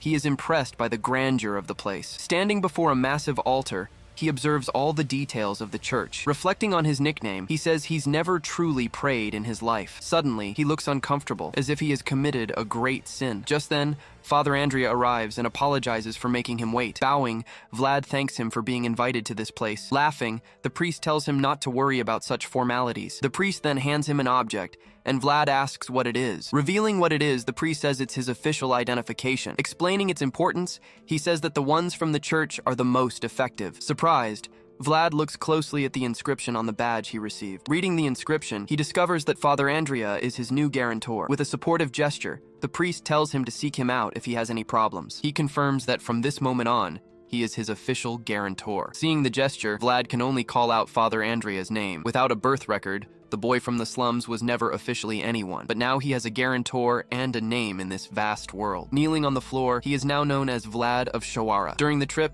Lord Joseph explains that the territory has 3 cities and 12 towns. Continuing his explanation, he points to Shawara as the region's major trade hub. Then, he mentions Varna, which serves as the main religious center for the entire area. Back in the carriage, Lord Joseph says they are approaching their final destination. Arriving at the entrance, he finally introduces the capital, the great city of Sutramata. Once inside the gates, the carriage stops in front of a huge mansion. Inside, Zayar informs them they are Lord Joseph's direct guests. In a serious tone, he tells them to wait and behave, with no snooping around. Zayar then informs them that the maids will bring them snacks while they wait. Standing in silence, the 2 mercenaries just listen to Zayar's orders. On second thought, he changes his mind and tells them not to eat anything, just to wait. Vlad still questions the order, but Zayar tells him to shut his mouth immediately. Finishing his speech, The man turns and opens a set of double doors for them. As they enter the room, Vlad's companion is impressed by the size of the place. He comments on the luxury of the Vaizids, and Vlad agrees with his statement. Coming from the next room, a voice says it doesn't recognize the two of them. From behind a curtain, a man comments that he was hoping to relax there in hiding. He then walks to the center, slowly approaching the two mercenaries. Up close, he makes direct eye contact with Vlad, who stares back. Vlad studies the man's face, showing surprise at the resemblance he sees. With a serious expression, the man asks who they are and what they're doing there. Faced with the man's presence, Vlad takes a step back, looking visibly tense. Standing his ground, the man stares at Vlad with a serious, piercing gaze. Quickly, Gott steps forward and introduces himself, saying he served with Lord Joseph. Turning his head, the man now asks Vlad the same question directly. Maintaining his posture, Vlad replies that his name is Vlad, from the city of Shawara. The man says he's never heard of him, looking him up and down. Even while being stared at, Vlad doesn't look away, maintaining his confident expression. After seeing his reaction, the man gives a slight smile and watches him. Right after, he reaches out and grabs something from his belt. Offering a handful of peanuts, the man asks if he'd like to have some. Standing in front of him, Vlad just stares at the peanuts without answering. In a serious tone, Vlad refuses, saying they were instructed not to eat. Seeing the man's confusion, Vlad reaffirms that the order was not to eat anything. Beside him, Gott panics at the way Vlad refused the offer. Faced with the refusal, the man is left feeling awkward with the peanuts in his hand, so he eats the peanuts himself, saying that at least they're good. Switching to another room, a lord is writing and asks about this Vlad fellow. To this, his son replies that the mercenary's name is indeed Vlad. The lord then promises to reward him if he turns the boy into a knight. Thanking his father, Lord Joseph bows in a gesture of great respect. His father reminds him that he must not forget he is part of House Bayezid. Lowering his head, Joseph confirms he understands perfectly what was said. Turning to the side, the Lord asks how his son is feeling. Without hesitation, Joseph answers directly that he feels very well. Dismissing his son, the Lord allows him to leave, while Joseph wishes him to take care. Limping noticeably, Joseph leaves the office under his father's watchful eye. With a serious expression, the Lord follows him with his eyes until he's gone. Decisively, he announces he will send some medicine, and the advisor agrees it will be appreciated. Commenting on Lady Oksana, the Lord states that she is terribly attached to her son. Changing the subject, he asks the advisor for his opinion on the report. In response, the man says the matter must be taken very seriously. Angrily,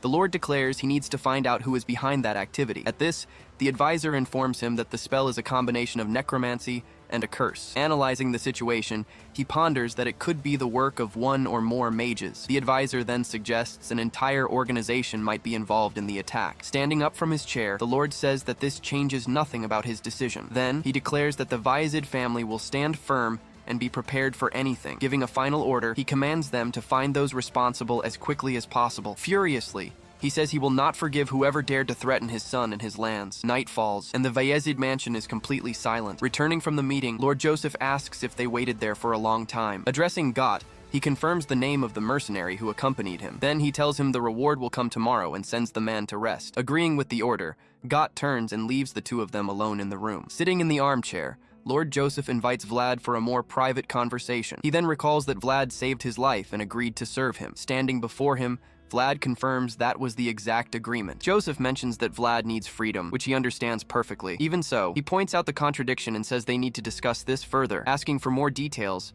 he wants to know what exactly Vlad needs to do. After a moment of silence, Vlad prepares to give his answer. Leaning back in the armchair, Lord Joseph patiently waits for the mercenary's explanation. Then, Vlad asks if he happens to know Godin of Gaithar. Concluding his question, he describes him as the knight reminiscent of moonlight. Surprised by the question, Joseph didn't expect Vlad to know that name. So, he asks if the man who defeated the Smiling Rose was really Godin. Recalling a memory, Vlad describes him as the man who destroyed his world. Confirming Yosef's suspicion, he replies, "That's exactly right." In silence, Yosef just folds his hands in his lap, saying nothing. With a serious expression, he says he can't help, as this is beyond his influence. Hearing the response, Vlad lowers his gaze, showing no surprise at the refusal. At this, he says he'll adjust the terms of their agreement because of this. Faced with the situation, Joseph offers Vlad a 7-year service contract. Not quite understanding, Vlad questions the offer, asking the nobleman to explain further. Joseph then reveals he has set aside his pride and that this was a major decision. Vlad remains silent, listening intently to the nobleman's unexpected declaration. Promising a bright future,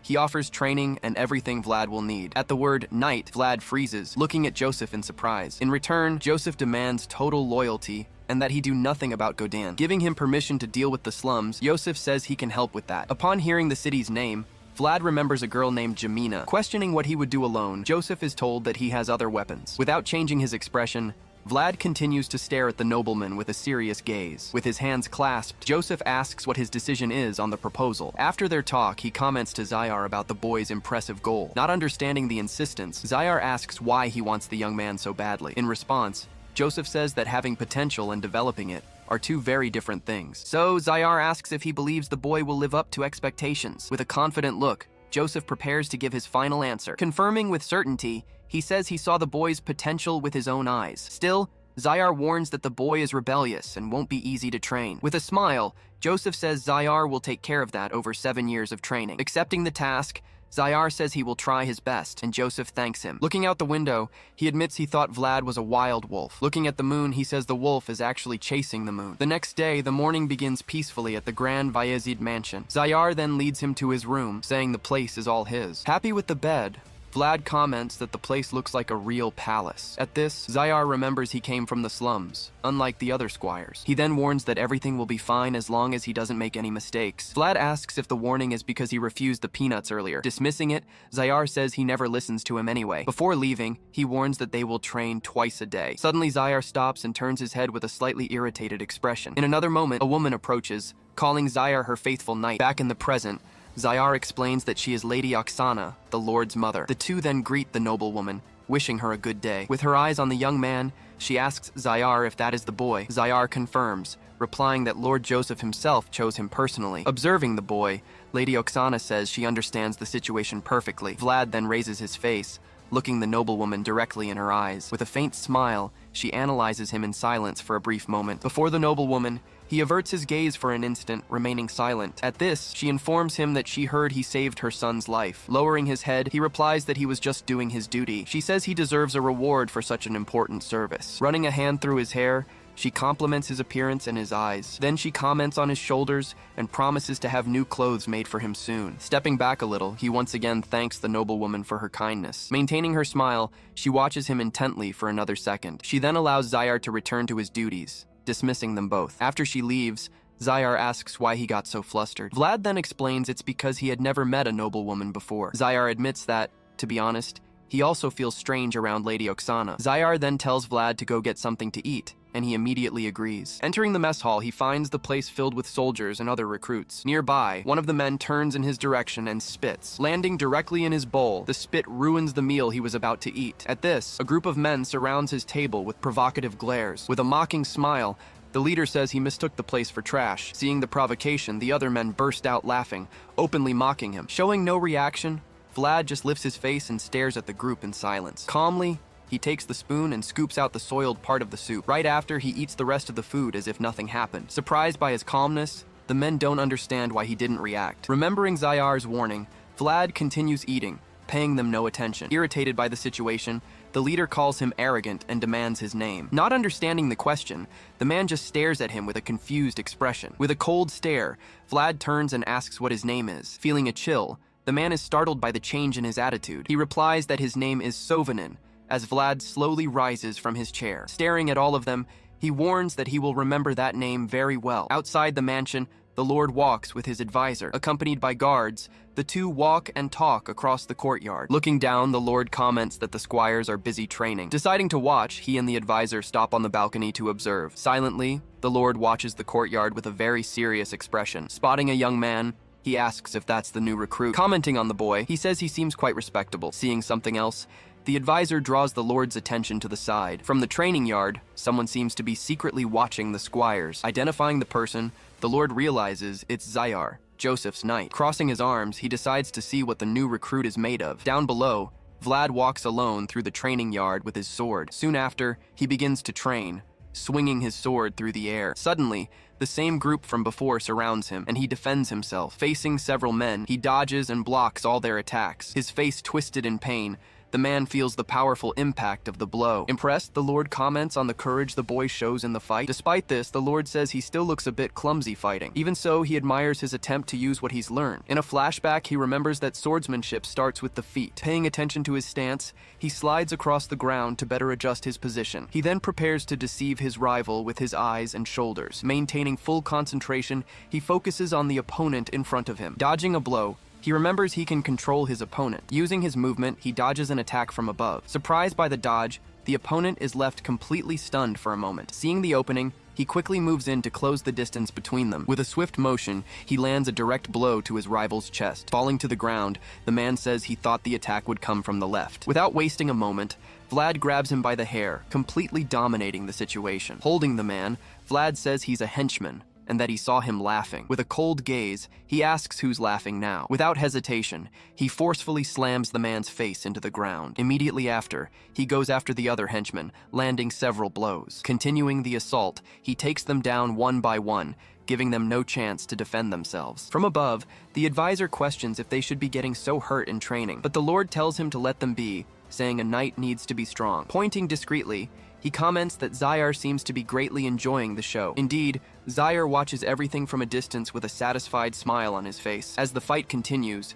Sovanen appears, yelling for them to stop. Enraged, he shouts again, demanding the fight end right now. Hearing the shout, Vlad finally stops his attack, his hand bloodied. Letting go of the man's hair, he lets him fall to the ground, completely defeated. Lying on the ground, the henchman remains motionless as Vlad looks down on him. Turning to the side, he apologizes, saying he was too focused. Fearfully, Sovanen tells himself that his gaze is terrifying. After the fight, Vlad turns and simply walks away from the defeated group. With his back turned, he gives Sovanen one last look before leaving. He then asks Sovanen to apologize for him, as he tends to get carried away. Walking toward him, Vlad says he'd like to apologize in advance. With his back to Sovanen, he warns that he won't go easy on him. With a smile, he says he'll call for him if the soup is bland. Watching Vlad leave, Sovanen calls him a freak, completely terrified of him. He then grumbles that Lord Joseph brought a mad dog from the slums. At another time, Got comments that Vlad has been beating up the other squires. Paying no attention, Vlad asks if he likes working in the stables. Got gets excited, but then quickly returns to the main topic of their conversation. He says that fighting on the property is a crime,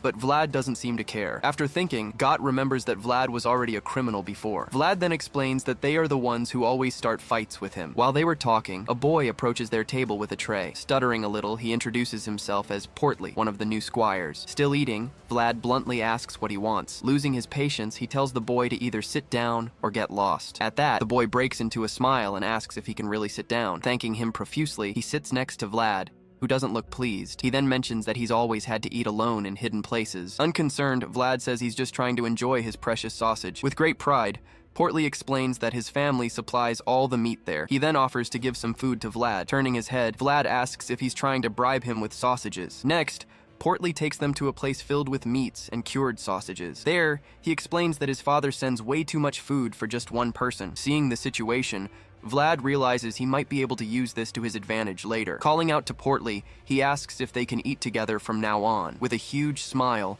the boy asks if he's being serious. Confirming the offer, he says that squires need to stick together. Walking through the castle halls, Zayar headed to his daily duties. He hurried down the corridor with many tasks to attend to. Suddenly, Sir Gregory stops him, calling out his name. The imposing man asks where he's going in such a rush. Realizing it's Sir Gregory, Zayar greets him with a look of little enthusiasm. Noticing his reaction, Gregory tells him to at least try and hide his displeasure. He then says he understands, assuming Zayar is handling everything for Joseph. Regarding the training, he says Zayar deserves the honor of training someone himself. Losing patience, Zayar tells him to worry about his own squire first. Gregory laughs, joking that he raised Portly too well, and now the boy needs to lose some weight. Changing the subject, he brings up Vlad, describing him as a very bright young man. As he continues the praise, Zayar cuts him off and asks him to get to the point. He then points out that knights don't get directly involved in the squire's affairs. Zayar replies that Vlad doesn't make friends, but Gregory asks him to keep an eye on him. He explains that Portly is a relative of his and needs protection. Zayar then asks if he expects this favor for free. Promising a favor in return,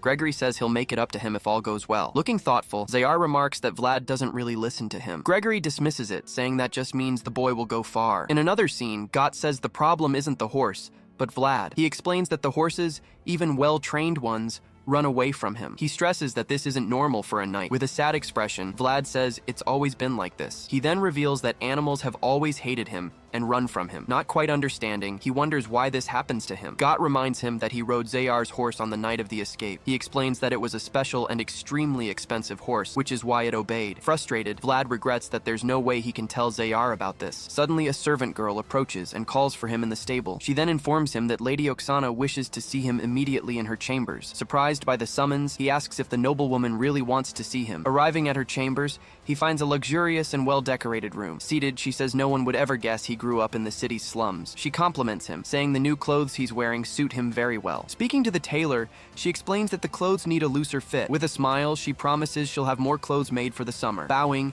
he thanks Lady Oksana for her kindness. She replies that she's the one who should be thanking him for saving her son. Apologizing for interrupting his training, she says he may leave. Leaving the room, he closes the door and walks down the manor's hallway. Once outside, he vents that he could barely breathe in there. He then wonders how much the clothes he just received cost. Then he realizes that not even the clothes he wore before were his own. Walking down the hall, he feels he still doesn't belong in this luxurious place. With a serious look, he stares down the hallway ahead of him. Suddenly, he hears the sound of a fight coming from outside. Looking out the window, he sees what's happening in the training yard. Down below, Savanin shouts that Portly is losing his touch in combat. Furious, he asks if the boy thought he was an easy target. Grabbing his hair, Savanin asks if he's happy with his new friend. Without stopping, he keeps punching Portly, who is down and defenseless. The beating continues as Savanin unleashes all his anger on the poor boy. Watching from the window, Vlad concludes that people are the same everywhere. With a cold gaze, he realizes the world is full of cowards. Determined, he starts taking off the new clothes he had just received as a gift. Holding his old clothes, he says he'll have to use them one more time. Later that night, the squire's dormitory is completely silent. Knocking on a door,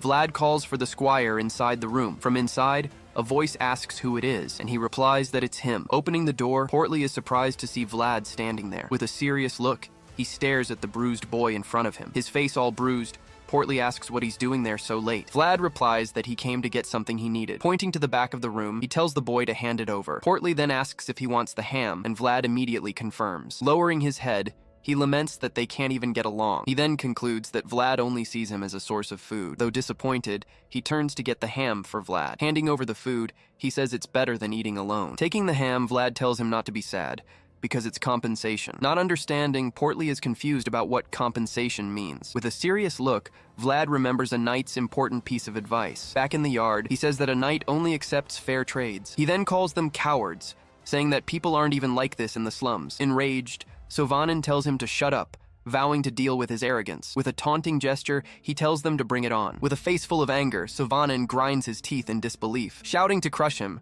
Sovanin leads the attack with his entire group. With a smirk, he remarks that it was a good idea to change clothes. Then he gets ready, warning that a lot of blood will be spilled tonight. Sovanin takes a direct hit to the face and is thrown back forcefully. On the ground, he watches his paralyzed companions point their swords at him. Meanwhile, Vlad moves forward as someone shouts for them to surround him and not retreat. Sovanin says he's different, commenting that it doesn't make sense for him to be so skilled. Then he yells, warning that if anyone retreats, he'll kill them himself. With a swift move, Vlad charges and easily gets past Savanin. Turning around, Vlad asks if he has ever taken someone's life. Savanin shouts, asking what he's talking about, and attacks with his sword. Vlad dodges easily, twisting his body to avoid the enemy's attack. He says that in the expeditionary forces, all he thought about was crushing his opponents. Then, he blocks Savanin's sword with his own, stopping the attack completely. A voice explains that the results of his training with Zayar are finally showing. Savanin gets furious and curses, unable to react to the swift counterattack. Just then, Vlad's hand suddenly appears, stopping the opponent's blade. Vlad then says he understands now, because this is his combat zone. Saying this is his own rhythm, Vlad lands a solid hit. The impact of the attack sends Savanin flying, and he lands awkwardly. On the ground, he complains that his leg is hurting badly from the fall. Just then, Vlad approaches and stands before him, holding his sword. Looking up, Savanin starts to cry, completely terrified by the situation. Without any hesitation, Vlad grips his wooden sword tighter. Then he strikes Savanin's leg with a brutal blow, breaking the bone. Seeing this, the other recruits freeze, unable to believe what just happened. Savanin screams in pain on the ground, placing a hand near his injured leg. Next, Vlad points the tip of his sword directly at his chest. Warning him to stay away, he also tells him to stop bothering the fat kid. Terrified, Savanin nods, realizing he was dead serious. At that moment, he realizes Vlad was truly willing to kill him right there. Turning around, Vlad says that should be enough payment for the stolen ham. Looking at the others, he asks who's next to pick up where they left off. Completely terrified by the scene, the other recruits take a step back. With a smile, Vlad warns that if they don't come to him, he'll go to them. Then he starts walking towards the group,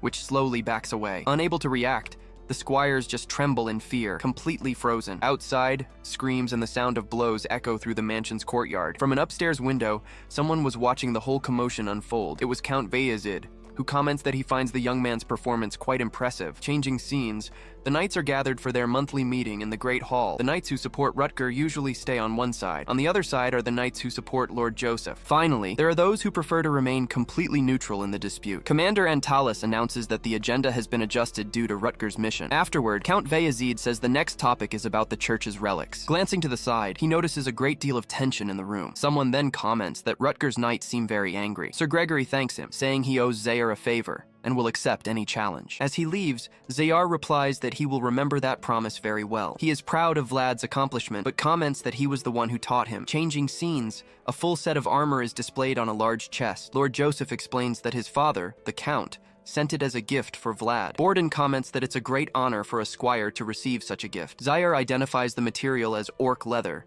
and Joseph confirms that it's gray. These orcs live only in the north and are a symbol for its warriors. Joseph says that Vlad proved his worth, earning the Count's esteem in just 1 month. Zaire then comments that he's heard the story, as everyone is talking about what happened. Saying it's not time to stop, Joseph shows them a sealed letter. With a smile, he replies that the envelope represents the next step in their plan. Reading the contents, Zaire notes that it's not a very common invitation. Lord Joseph then asks him directly if he will accept the mission in the letter. Zaire confirms, saying he was tired of just babysitting Vlad. Satisfied with the answer, Lord Joseph says that everything is settled between them. Revealing the plan, he announces that their next destination will be the city of Durmar. Traveling down a road, a carriage moves peacefully toward its destination. Inside, Vlad hears Joseph say that Durmar is famous for its lemons. He continues, explaining that the city is very important to the Northerners. Vlad then asks if that's why Zaire decided to go, and Joseph confirms it. Explaining the situation, he reveals that House Heinel is in a dispute over its heir. At this, Vlad comments that the world of nobility seems too complicated for him. Joseph says that, in the end, they are fighting among themselves for control of Durmar. Then he remarks that the rivalry between noble families is a very old story. It's said that Alicia is the heir, but her uncle has accused her of being illegitimate. Believing the title would be his, the uncle tried to take his niece out of the picture. To settle the dispute, a duel of honor was arranged with the help of the church. Revealing the truth, Joseph says they are only very distant relatives. This was their chance to earn a favor from House Heinel in the near future. Looking out the window, Vlad watches Zaire riding alongside their carriage. It was explained that Zaire was summoned to defend the family's honor in the duel. Noticing the stare, Zaire scolds him, telling him not to dare look at him like that. Confused, Vlad asks what he did, and Zaire questions his right to be there. Very embarrassed, Vlad apologizes to Sir Zaire for the uncomfortable situation. Zaire then accuses him of not knowing how to ride a horse despite being a good fighter. Looking down on him, he says he doesn't know why they waste time on a fool. Shouting, Zaire says that any expensive horse is worth far more than him. Suddenly, his heart starts beating faster for no apparent reason. He wonders what's wrong, questioning if it was Zaire's scolding. Thinking for a moment, he concludes that explanation would actually make some sense. Then, he remembers that Lord Joseph is always talking to him in a friendly manner. Meanwhile, Sir Zaire takes every opportunity to give him a serious scolding. Suddenly, he feels a strange tremor and wonders what's happening. Seeing the carriage shake,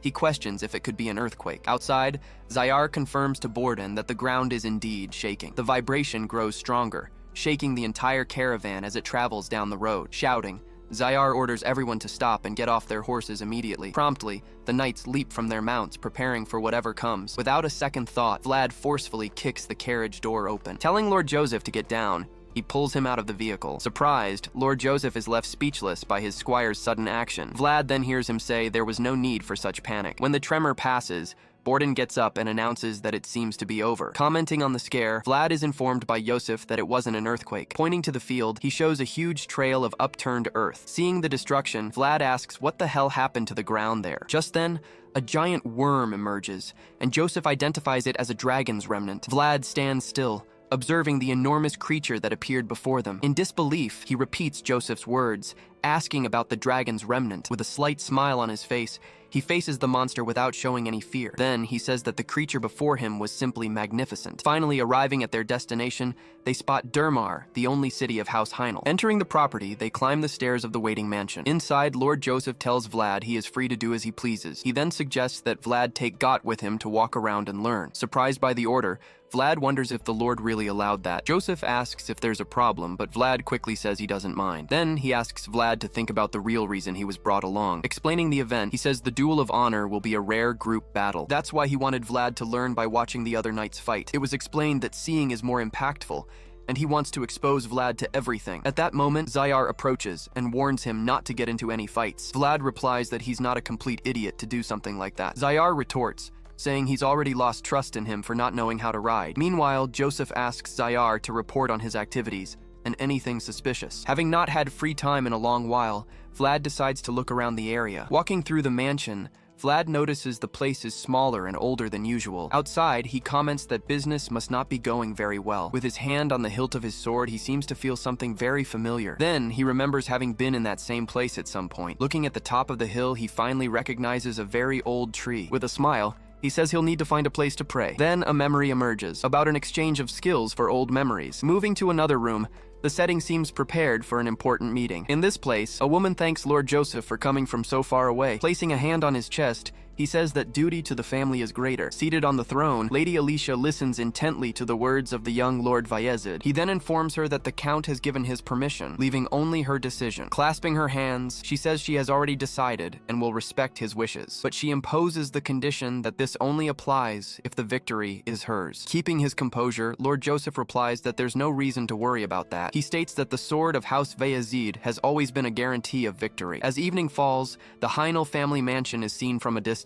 Walking through the mansion, Joseph warns that they need to keep an eye on her, as she is a leader. Zayar then agrees, noting that she hasn't lost control of the situation. Despite this, he says the situation doesn't affect their plan in any way. Arriving at a cemetery, he reflects that memories are all that's left in the end. He notices the markings on the headstone, bringing back old memories. He then remarks that he wishes his mother had a proper headstone too. Noticing its neglect, he kneels and says the grave looks untended. With a simple gesture, he begins to clear the dry leaves from the stone. He explains he's just greeting the owners of the land out of respect. The voice in his head replies that it didn't say anything about that. Unsheathing his sword, he tells the voice to watch him closely. He then kneels and plants his sword in the ground, bowing his head in reverence. In a prayer-like stance, he focuses completely on the moment and the sacred place. Meanwhile, a figure appears behind him, and images begin to surface in his mind. Having a vision, he remembers the tree was smaller, and he came here with someone. Suddenly, the entity within him seems to notice something approaching. The voice then warns that the thing watching them seems to recognize it from somewhere. Next, the voice asks to borrow his body, and he agrees for 1 minute. Saying he's ready for whatever comes, he closes his eyes and concentrates. An energy begins to emanate from his body, flowing throughout the area. Gripping the sword's hilt, he opens his eyes, now completely transformed by the entity. A great wave of power is then unleashed, spreading throughout the cemetery. Looking to the side, he asks what that thing is that suddenly appeared. Coiled around the tree, a serpent appears, and he's told it's a spirit. Staring at him intently, the creature seems to analyze his every move. Asking if it's a spirit, he comments that he's been seeing strange things lately. Warning him that the creature is staring, the voice explains it's because of its presence. The serpent then begins to slowly descend the tree, moving toward him. Told that it won't bite, he asks how the voice can be so sure. He then realizes he doesn't feel threatened by the giant snake at all. Instead, he feels a warmth inside, like the energy of spring. Suddenly, someone approaches from behind and asks directly who he is. With a glint in its eye, the entity signals for him to remain silent. With the woman's arrival, the great serpent's spirit begins to slowly fade away. She then approaches and asks what he's doing in this place. She then informs him that only members of the Heinel family are allowed in the cemetery. Standing up, he apologizes and says he was just looking for a place to pray. Staring at him, the woman asks suspiciously if he really came here to pray. To prove it, he shows her an object and says he is Sir Zayar's squire. Analyzing the object, she comments that he no longer seems so suspicious. With a smile, Vlad thanks her for believing his story. The two then fall silent for a moment, unsure of what to say. It was explained that it's not polite to stand near a noble's grave. It was shown that he needs to make sure she doesn't tell anyone. Breaking the silence, he asks if he can help her with anything. He then asks if she is a servant of the family who came to tend to the graves. Telling her what he did, he says he already cleaned some that were covered in leaves. Surprised, she glances aside and asks if he was the one who cleaned the graves. He replies that it's only right to greet the owners of the land he visits. Taking her bucket, he offers to do all the cleaning work. In return, he asks her for the favor of not telling anyone about their meeting. He then explains that Sir Zayar would have a fit if he found out what happened. With a slight smile, she listens intently to his justification. She then says her silence depends on how well he cleans. Grumbling, he says that beautiful people always complicate his life for no reason. With no other choice, he begins to scrub the headstone while she watches. Seeing this, the woman quietly laughs at the situation he's gotten himself into. The two then remain silent under the tree as the leaves fall. Suddenly, the loud sound of combat comes from the main mansion. It was the clash of swords, indicating heavy training was underway in the mansion's courtyard. Peeking around the corner, he says the scene is absolutely incredible to watch. He comments that this is how real knights train against each other. Saying that one of them is strong, God appears and asks if he's talking about Sir Colin. God explains that his attack would break an ordinary person's bones. Agreeing, Vlad says he is strong, living up to his famous nickname, but he says he's more impressed with Sir Pablo's incredible shield technique. Watching the training, he comments that the warm-up for the duel is very intense. He then remembers Sir Bourdain, concluding that not all knights are the same. At that moment, he begins to better understand his true place in the world. Sighing, he realizes he still has a long way to go to improve. The day of the great duel finally arrives, with the hall fully prepared. For the preparations, Vlad begins to adjust the straps on Zayar's armor. Zayar then asks him to tighten them more, and Vlad promptly obeys the order. Suddenly, Vlad casts a discreet glance across the room. There, he sees Endra Heinal, the man who wants to take control of the family. Zayar tells him to watch carefully,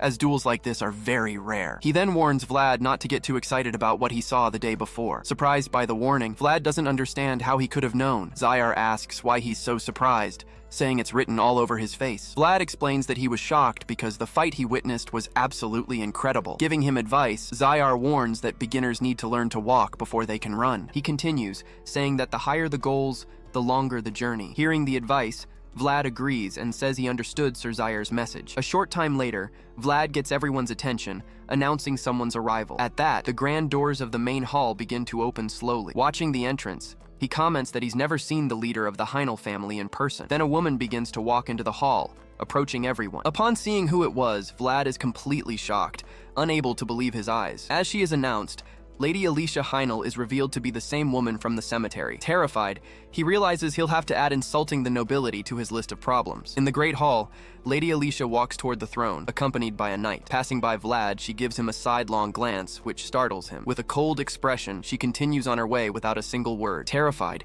he realizes she recognized him from their meeting in the cemetery. Stopping in front of him, she gives a curtsy before continuing to the throne. Sitting down, she takes her place as the head of the family and lady of these lands. A priest then announces the start of the duel, blessing the coming combat. Facing her uncle, Alicia prepares for the duel that will decide her future. It was said that this would be an honorable duel, but one with no mercy between them. It's explained that nobles have blue blood because of their great responsibilities, but Alicia wasn't yet ready to let her own blood run completely cold. Desperate, she screams for them to stop the fight immediately. On the ground, a knight announces his surrender. Completely exhausted and wounded. Even on the ground, he refuses to give up, saying it's not over yet. The priest states that the handkerchief has been thrown, and he must admit defeat. Saying it was an admirable duel, Sir Charles addresses Commander Duncan. Defeated, Duncan questions if he can still be called commander by his former apprentice. It's explained that he trained Charles to be a guardian, not a traitor. He grinds his teeth, feeling the sting of his former student's betrayal. The priest then announces the victory of Sir Charles, Lord Ender's knight. Celebrating, Lord Ender says they've had an excellent start to the duel of honor. Next, the family's representatives are called for the next great duel. Reciting the rules, the priest forbids the use of auras and defines the terms of surrender. Before beginning, Zayar glances at Vlad, who was watching him. He then tells Vlad to watch, as he still has much to learn from him. Vlad gets the message, paying close attention as the fight begins. Zayar then says that today's lesson will be held right here, calling his opponent teaching material. He moves in and begins his attack. Wasting no time, he lunges forward with a swift, decisive strike. With a shout, he lands a direct hit on his rival, sending him stumbling back. After the first strike, Zayar simply watches his opponent with a cold gaze. Though he dodged, Sir Colin says the victory in this fight will be his. With a cry, he lunges into an attack again, trying for a faster strike. Zayar dodges with a leap, deftly evading his opponent's attack.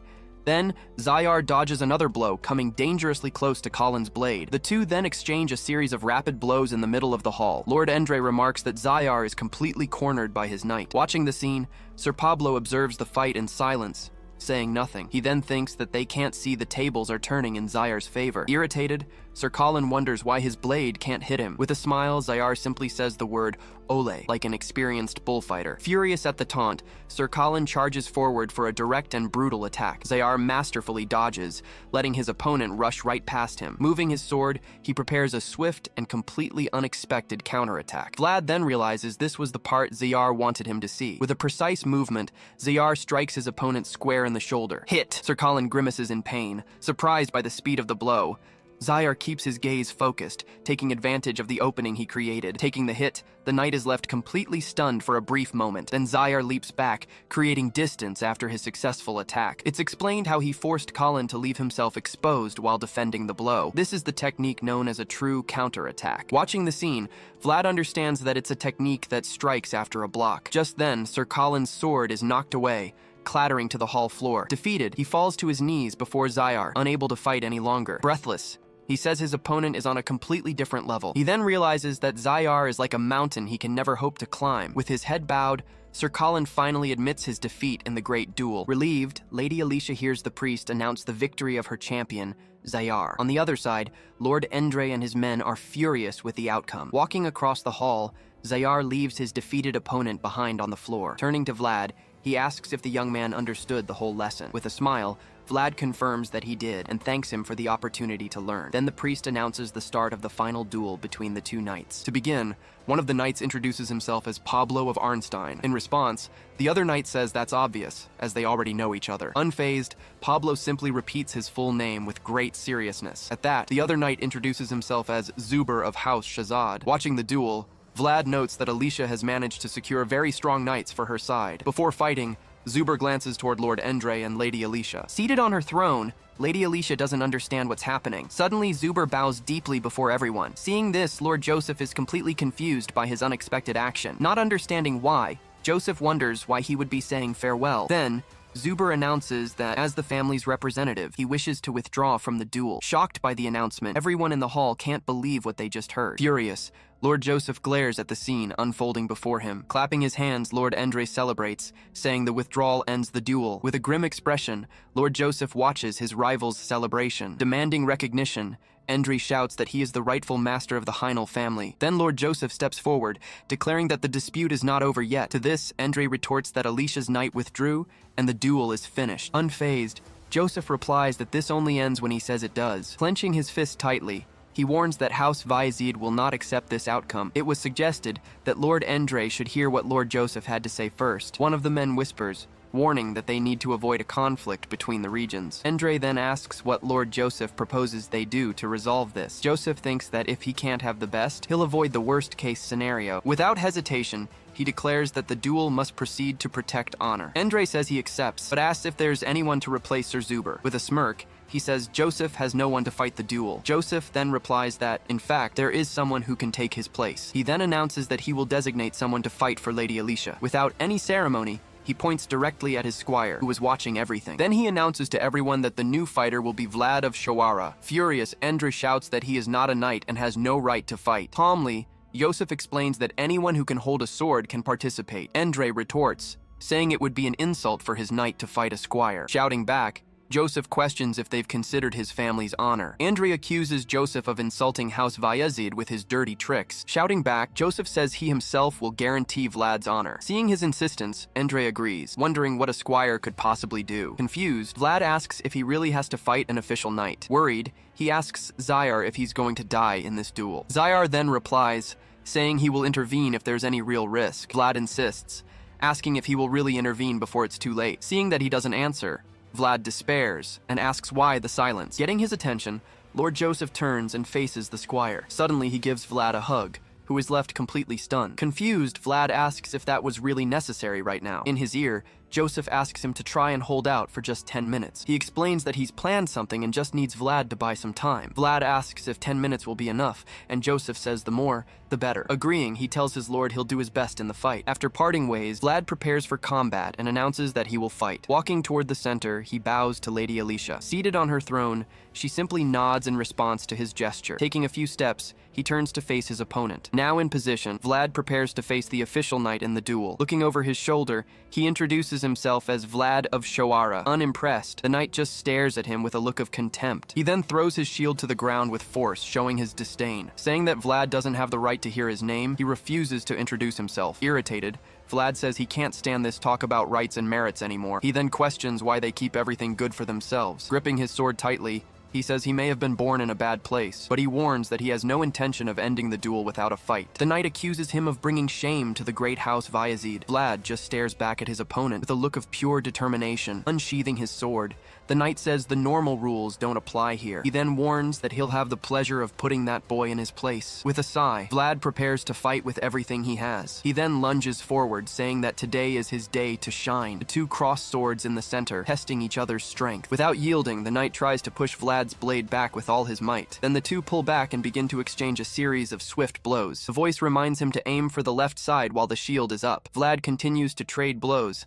and the voice says he's a creature of habit. Watching the fight, Lord Ender comments that the boy is no ordinary amateur. Seizing an opening, Vlad lands a blow on the knee and then the shoulder. The knight realizes the boy has a natural talent for fighting. He then notes that Vlad has the ferocity of a truly hungry wolf. Praising his enthusiasm, he says he'll show him what a real knight is. Vlad feels a chill run down his spine upon hearing his opponent's words. The knight advances with a powerful strike that creates a crater in the ground. Facing Vlad, he prepares to show the difference in strength between them. He then says Vlad still has a long way to go to defeat him. Blocking, Vlad feels the impact of the blow, as if he were hit by a boulder. The knight asks if his tricks are over and prepares a new attack. Relentlessly, he continues with a sequence of brutal and very fast attacks. Vlad manages to block one of the blows at the last second, but is pushed back by the force. The voice warns him not to block head-on, but to deflect the blows instead. Using his agility, he manages to dodge one of the knight's attacks. Even so, he's forced to block another blow, feeling the full impact. Seizing the opening, the knight lands a kick that sends him flying. Vlad slams hard against the wall,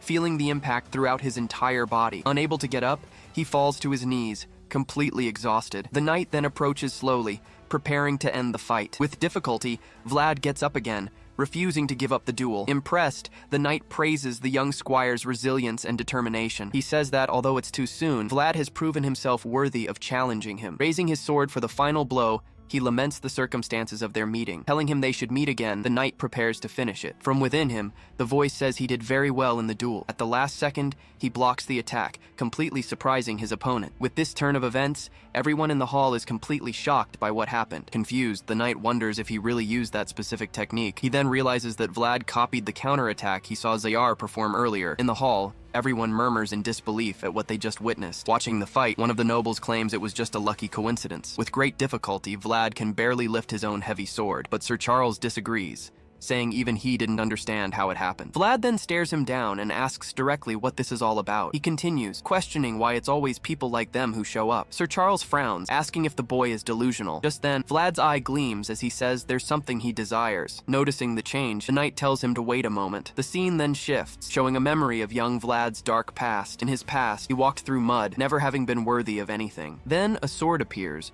representing his desire to one day shine. Seeking mastery, he also wished for more opportunities in his life. At night in the city, he dreamed of being worthy while looking at a sword. Turning his head to the side, the young man continues his vigil on the dark street. All of this, just to reach a much brighter place in the future. Back in the present, he screams that he also desires to be in that place. Sir Charles, meanwhile, continues to watch the scene in complete silence. Gripping his sword tighter, he charges his opponent once again. The two blades clash with immense force in the middle of the hall. In the audience, a noble asks fearfully what is happening. Even with his hands bleeding, he keeps a firm hold on the sword's hilt. From a distance, Zayar comments that he never expected him to use this specific technique. He then lands a direct blow on the knight, who is caught off guard. Charging forward without stopping, he keeps up the pressure with a series of attacks. Sir Charles notices that the blows have lost their strength, but not their determination. Gritting his teeth, Vlad presses on without a moment's hesitation. The knight then wonders what he so desperately wants to achieve. Applying more force,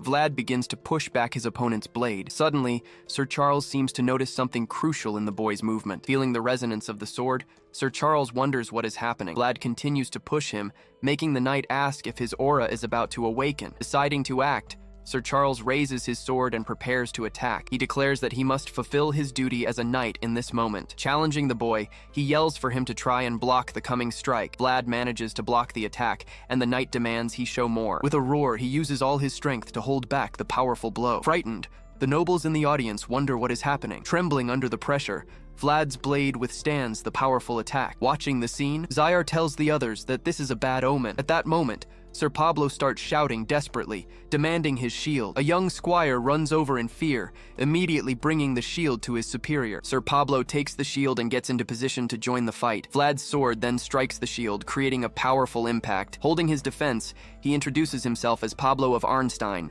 ready for battle. Recognizing his worth, Sir Pablo yells that the boy is worthy and asks for his name. With a focused gaze, Vlad prepares to finally give his answer. In a flashback, we see his feet treading through the mud of a humble place. Leaving footprints on the ground, he walked alone through a desolate, cold village. His steps continued, marking the difficult path he walked all by himself. Everywhere he went, his eyes always searched for a path toward the light. With his shoes still dirty, he finally steps onto cleaner ground. Arriving at his destination, he faces the castle he so desperately wanted to reach. A voice then encourages him to say his name loud for all to hear. Gathering his strength, he prepares to shout who he truly is. Then, with all his might, he reveals his name is Vlad of Shawara. Surprised, everyone in the hall shields their eyes from the scene before them. Sir Pablo faces him with an expression of complete determination. Wielding his shield, he yells for Vlad of Shawara to come at him. Accepting the challenge, Vlad charges forward, screaming with all his determination. Leaping over the shield, Vlad comes down with a powerful final blow. After the impact, he falls to the ground,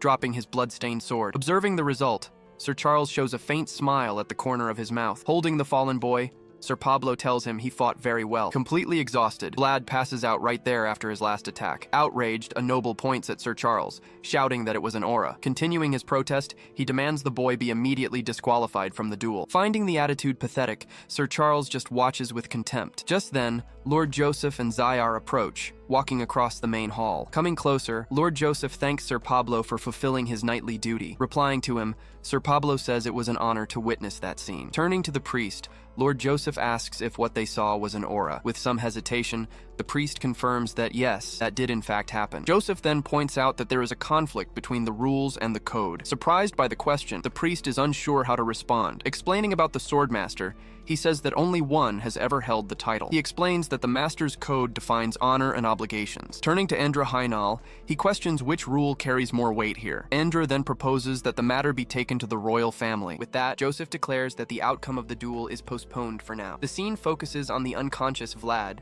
showing his great, newly awakened potential. It is then said that moments like these must be protected at all costs. Afterward, it is revealed that all honorable swordsmen take an important oath. Before the throne, they promise to always fulfill their sacred duty. This is the rule from the code of the founding king, the great King Prausen. The scene changes. The story continues in a large mansion on a sunny day. In one of the rooms, Vlad slowly begins to wake up in his bed. Still half asleep, he calls for God and asks for some water. Just then, someone starts filling a glass of water for him. His body feels heavy, and he complains that he's aching all over. Then a hand offers him the glass, and he's surprised by the visitor. Seeing it's Lord Joseph, he's startled to hear him say he's looking better. Awkwardly, Vlad apologizes, but Joseph tells him to just relax. Taking the glass, he replies that he doesn't feel any particular pain. Joseph then admits he never imagined Vlad could fight like that. He then explains that, thanks to him, the duel has finally been postponed. According to him, the Master's Code ended up complicating the duel's rules. Remembering a vision, Vlad comments that a voice had already told him about it. Joseph says that to become a knight,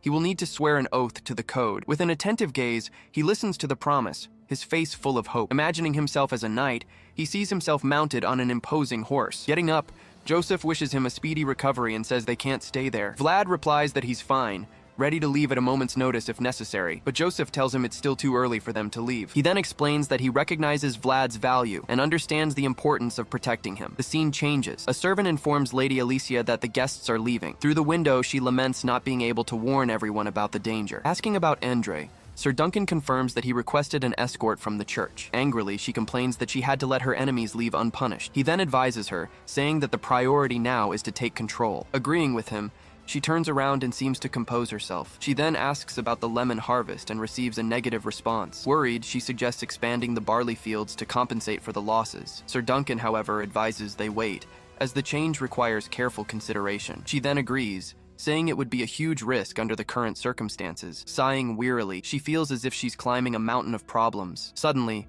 a new idea seems to strike her, changing her expression instantly. Turning to Sir Duncan, she asks if knights are good at riding horses. He confirms, explaining that no one receives the title without knowing how to ride well. With a smile, she says the gods are fair for not giving everything. Sir Duncan watches her, not quite understanding what she meant by that. She then comments that Sir Zayar will have his hands full with the new squire. Thrown through the air, Vlad ends up falling off his horse during training. On the ground, Zayar questions him, reminding him that he said he knew how to ride expensive horses. Irritating his master, Vlad suggests that maybe the horse isn't expensive enough. Zayar then loses his patience and punches him straight in the face. In pain, Vlad swears he has ridden a horse before, but with Got guiding it. Just then, Got arrives and confirms to Zayar that his story is true. Realizing the situation, Zayar understands the problem is more serious than it seemed. He notices that even his own horse gets nervous around Vlad. It's explained that the horses seem to have some kind of fear of him. Zayar then ends the training, announcing they will also skip the next day. Pouting, Vlad asks when he will finally learn to ride a horse. In a serious tone,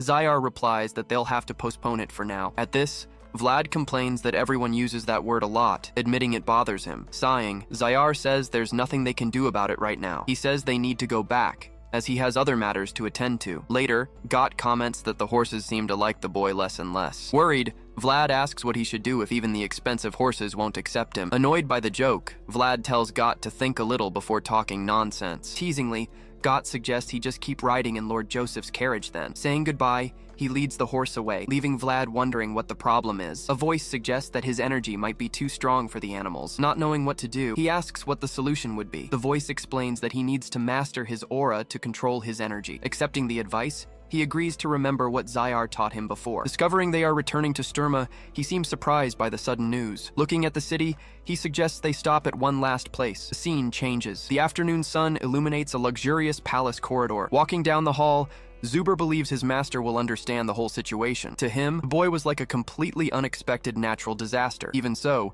he still can't believe what a simple squire did. Suddenly, he stops walking as he senses a presence in the grand hallway. With a frightened look, he turns to see who is there. Zayar points his sword, and Zuber comments on the less-than-friendly greeting. Saying that's not necessary, he looks away with disdain. But Zayar disagrees, stating that, on the contrary, it is very necessary. Zuber asks if he doesn't have anything better to do, hearing it's his day off. Questioning the other, he asks if it isn't a waste of time. Zayar then replies that he's just settling some unfinished business. Trying to justify himself, Zuber says he had no choice, but Zayar retorts ironically. Pushing the blade away, he asks the other not to act that way with him. Using his position, he reminds Zayar that he knows what their profession demands of them. Zayar then replies that when the master says to bark, you just obey. With a focused gaze, Zuber stares down his opponent without looking away. Suddenly, tension fills the air as the two face off in the hallway. With equal intensity, Zayar glares back, ready for any move. With a smirk, Zuber seems to completely underestimate the current situation. Sheathing his sword slightly, he believes that's warning enough. Zayar then says that just like him, Zuber is also a mutt. He tries to threaten him, warning this could become a declaration of war. Before he can finish,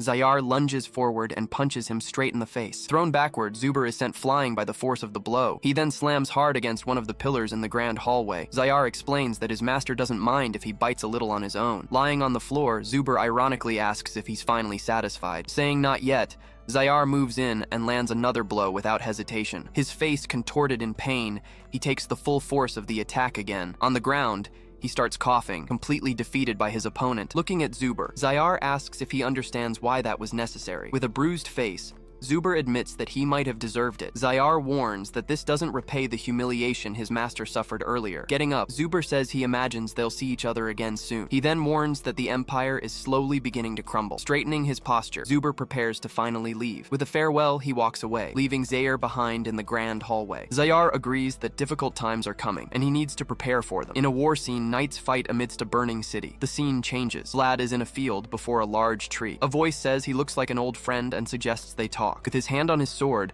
Vlad asks them to be quick, as he doesn't want to run into Alicia again. Concentrating, he focuses all his energy to begin what he came to do. Suddenly, a large white serpent appears before him unexpectedly. Startled, Vlad watches the creature approach him with a curious gaze. With a nervous smile, he asks if the serpent is actually friendly. Then, the large animal begins to coil around his body. Seeing this, he asks if that means it's happy. Stopping in front of him, the The serpent stares at him intently for a moment. Suddenly, it seems to smile, making Vlad wonder what's gotten into it. The voice explains that it's impossible to understand spirits and their own world. With its head held high, the serpent lets out a strange sound. Then, an energy begins to manifest throughout the grassy field. The energy climbs the tree, and the serpent positions itself there. Looking at his hand, Vlad notices a strange change in his own body. With his eyes glowing, he tries to understand what's happening to him. Confused, he wonders what this is, and the voice is surprised. The voice then explains that this is a rare spiritual blessing. The scene changes. The group prepares to leave from the front of the mansion. Lady Alicia says her goodbyes,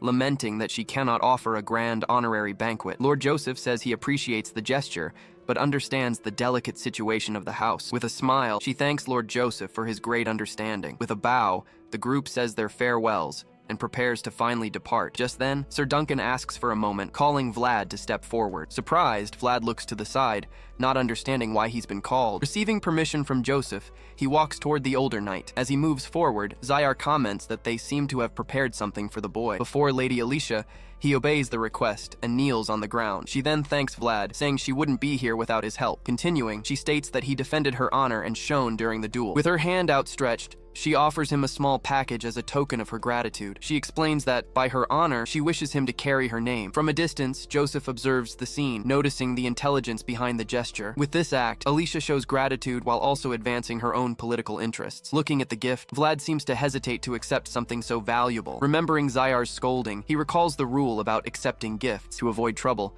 he takes the gift and thanks Lady Alicia. Suddenly, everyone around is completely shocked by the scene. Seeing the situation, Joseph comments that he didn't even think to warn him about this beforehand. Sir Duncan then approaches and says the young man shouldn't have done that. It's explained that a lady only gives a handkerchief in 2 different ways. Placing it on a sword is a gesture of honor, but handing it over directly is an act of love. Kneeling, Vlad has just received the gift directly from Lady Alicia's hands. At this, she blushes, leaving Vlad even more confused about what's happening. Seeing her reaction, the people around begin to whisper about the event. From a distance, Lord Joseph and Zayar watch the scene, not understanding the situation. Holding the handkerchief, Vlad gives his thanks, not understanding everyone's reaction. Once in the carriage, Joseph says he hasn't seen something so absurd in a long time. With a smile, he comments that the minstrels will have something to sing about now. Completely embarrassed, Vlad turns and apologizes to Lord Joseph. From the window, Zayar shouts, telling him to check with him before accepting gifts from nobles. Back in the carriage, Lord Joseph congratulates him, leaving the boy quite confused. He then explains that Vlad has received an honor from a very important noblewoman. With this, he reveals that the boy has now been elevated to the rank of a near knight. Surprised by the news, he asks if he's now become almost a knight. Explaining the situation, Joseph says he'll be treated like a knight. Still in disbelief, he repeats the question about becoming a real knight, but Joseph clarifies that this mostly applies in the Durmar region for now. Finally understanding, he realizes why he was called almost a knight before. Looking at the gift, he understands it wouldn't be so easy to become a knight. Then Joseph warns him to never lose the handkerchief that represents her honor. Not understanding the gravity of the situation, he asks what would happen if he lost the item. Joseph warns that he would have to face the consequences of his own actions alone. Scared, he promises he will never lose the gift he just received. Showing a document, Joseph says that thanks to him, he didn't have to use it. Vlad asks if that's a note, and Joseph confirms it's Alicia's debt. Shocked by the amount, he repeats the sum of 10,000 gold coins. Joseph explains it was a precaution to save Alicia in case she lost the duel. With a smirk, he comments that in the end, she didn't need the money. Not understanding, Vlad asks what the reason would be for taking Lady Alicia with them. Then Joseph explains that her presence with her family would be a direct threat. Saying he understands, he comments on the noble's concern with pretexts. Turning his head suddenly, he seems to have noticed something strange approaching. Warning his lord, he says he heard something in the forest to the west. The scene then shows a calm landscape with a large field and trees. Suddenly, a cloud of dust begins to rise from the distant forest. Emerging from the dust, several horses gallop at high speed across the large field. Worried, Vlad stares at the unexpected approach, not understanding what's happening. Advancing through the field, a group of masked riders approaches the entourage. Shouting that they're bandits, he prepares to draw his weapon and fight. With his hand on the hilt, he gets ready to quickly draw his weapon. Stopping the movement, Lord Joseph grabs his hand and tells him to calm down. Revealing his plan, he says he was prepared for this from the beginning. Kneeling on the grass, a mysterious man waits for some kind of signal. Then the men in black arrive and surround Lord Joseph's group. Kneeling, their leader hands over a sack, saying they secured the compensation. Joseph says he appreciates the service. even if it wasn't what he intended. Thanking them, the Lord allows the mercenary to finally stand up. On his feet, the man casts a quick glance in the direction of young Vlad. Asking about the squire, he comments that everyone is talking about the boy. Confirming the story, Joseph asks him to take good care of Vlad later. Vlad then turns and faces the mercenary with a very suspicious look. Feeling something strange, the mercenary stares back at the young man with intensity. The boy, in turn, feels that he has a very different energy. An instinct warns him to never turn his back on that dangerous man. Inviting the man, Joseph suggests they travel back to Sturma together. With a fixed gaze, Joseph thanks them for their hard work. The man replies that they were just fulfilling their duty as secret swordsmen. Surprised, Vlad wonders who these mysterious people are. Looking at the bloody sack, he wonders what's inside. Noticing the boy's curiosity, Lord Joseph turns his head towards him. Joseph then asks if he's curious, and Vlad confirms that he is a little. With a smile, Joseph explains that the sack contains the world of nobility. A bloody sword is shown, representing a world that is utterly heartless. Next, a fallen body symbolizes a world that is cruel and merciless. The scene ends with a man's face, representing an unforgiving world. Changing scenes, a guard reports a group of pilgrims in Sturma. In his office, Count Bayezid hears the priest say they will pass through quietly. Reflecting on the news, the Count comments that it's been a while since he's seen pilgrims. He then suggests it wouldn't hurt to help them without their knowledge. Touching his brooch, he says the worthy deserve to be treated with respect. Ready to leave? The priest says he'll make the preparations and changes the subject. He then comments that he was informed of the success of his son's mission. With a hand on his chest, the priest confirms the report greatly encouraged him. With his arms crossed, the Count says it's been a long time since he's heard those words. It's explained that noble knights are like well-managed precious stones. The priest says he would have loved to be there to witness the whole scene. In response, the Count comments that he wouldn't be the only one who would have liked to see it. Looking at his soldiers, he says it reminds him of the golden generation. Determined, he says the elders should prepare a gift for the boy. The Count recalls that Joseph found a gem in the mud when he was about to give up. With a focused gaze, he says that it certainly gives him something to think about. In a vision, his two sons face each other, vying for the throne. Changing scenes, a squire comments that Vlad has returned from his great mission. At the table, the other squires gossip that he even awakened his own world. Savanin and his group hear the rumors, finding it all completely ridiculous. Just then, a door opens, revealing the arrival of someone very important. Vlad enters the mess hall, wondering how much time has passed since he left. With a tired look, he seems to notice something strange about the atmosphere. When he enters the mess hall, all the other squires fall completely silent. To them, the difference in family status or power no longer matters. With his presence, all those childish fights and taunts have finally come to an end. His mere appearance completely changed the world they all once knew.